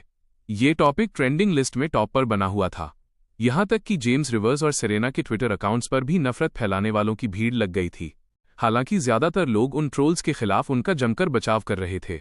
लिली एंटरटेनमेंट ने दान दिया हो या नहीं, कम से कम उनके दिलों में लिली एंटरटेनमेंट ने कई बार गहरी जगह बनाई थी। उनके लिए इतना ही काफी था। जेम्स रिवर्स ने तीनों मास्टर्स के साथ प्रोजेक्ट की बारीकियों पर चर्चा की और उनके साथ लंच किया। इसके बाद ही वे तीनों बुजुर्ग वापस गए। वे इस ट्रिप पर कुछ दिनों के लिए रिवर सिटी में रुकने वाले थे। इस दौरान वे रिवर सिटी टीवी स्टेशन पर रहेंगे जब तक कि उन्हें गाना नहीं मिल जाता और प्रमोशनल प्रोग्राम पूरा नहीं हो जाता। सच तो ये है कि डुगू और बा योंगजी वाकई उस जेम्स रिवर्स से मिलना चाहते थे जिसके बारे में उन्होंने इतना सुना था। इसीलिए वे खुद रिवर सिटी आए। वरना ये काम तो बस एक फोन कॉल से भी हो सकता था। बस यही कहा जा सकता है कि जेम्स रिवर्स का प्रभाव दिन ब दिन बढ़ रहा था।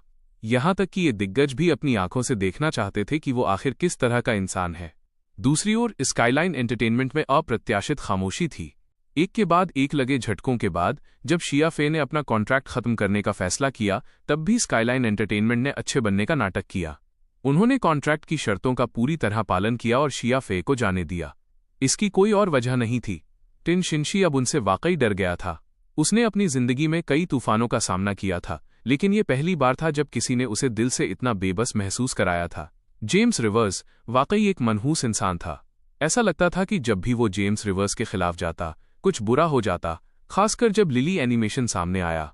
द आउटकास्ट की रिलीज ने टीएनसी की लड़ने की सारी इच्छा ही खत्म कर दी। द आउटकास्ट की स्क्रिप्ट जेम्स रिवर्स ने लिखी थी।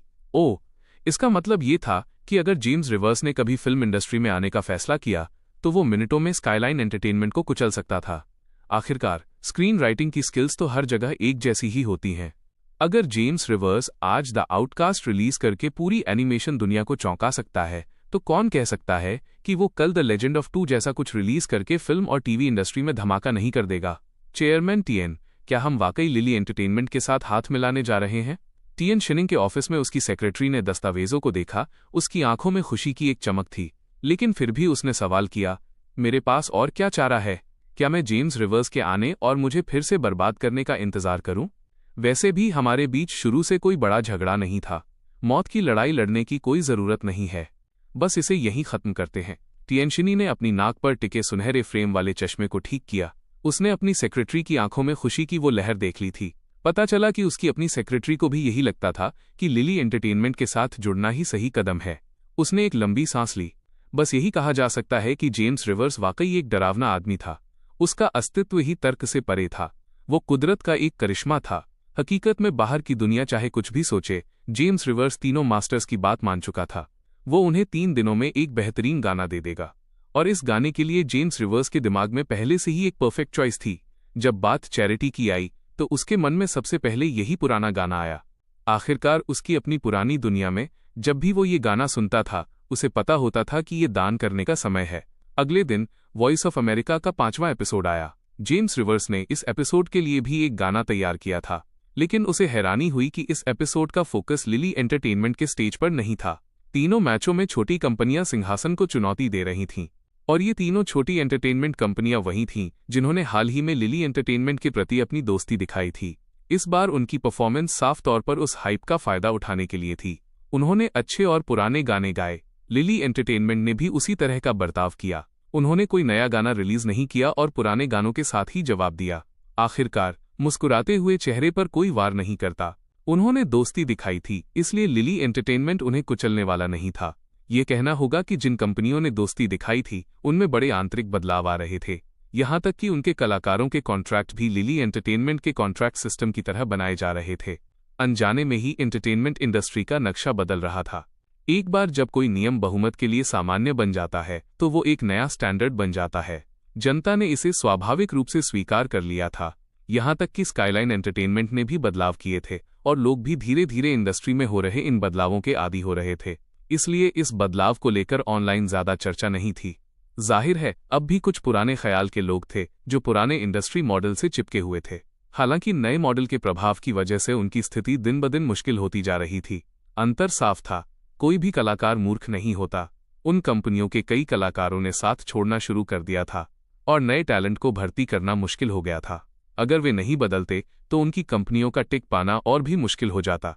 अप्रत्याशित रूप से वॉइस ऑफ अमेरिका के इस एपिसोड में स्काईलाइन एंटरटेनमेंट ने मुड़कर ओशन ब्लू एंटरटेनमेंट को चुनौती दे दी। साथ ही वे पूरी तरह तैयार थे और उन्होंने तीनों मैच जीत लिए।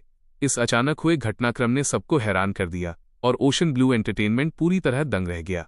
5वें एपिसोड के बाद लिली एंटरटेनमेंट का स्कोर तो चट्टान की तरह मजबूत था ही, साथ ही इस बार की करारी हार की वजह से पुरानी बिग 3 कंपनियों के स्कोर्स अब लगभग बराबर हो गए थे। ओशन ब्लू एंटरटेनमेंट का स्कोर 6 पर ही टिका रहा। स्काईलाइन एंटरटेनमेंट का स्कोर 5 तक पहुंच गया। वहीं ग्रैंड सेंचुरी एंटरटेनमेंट भी 6 पर था।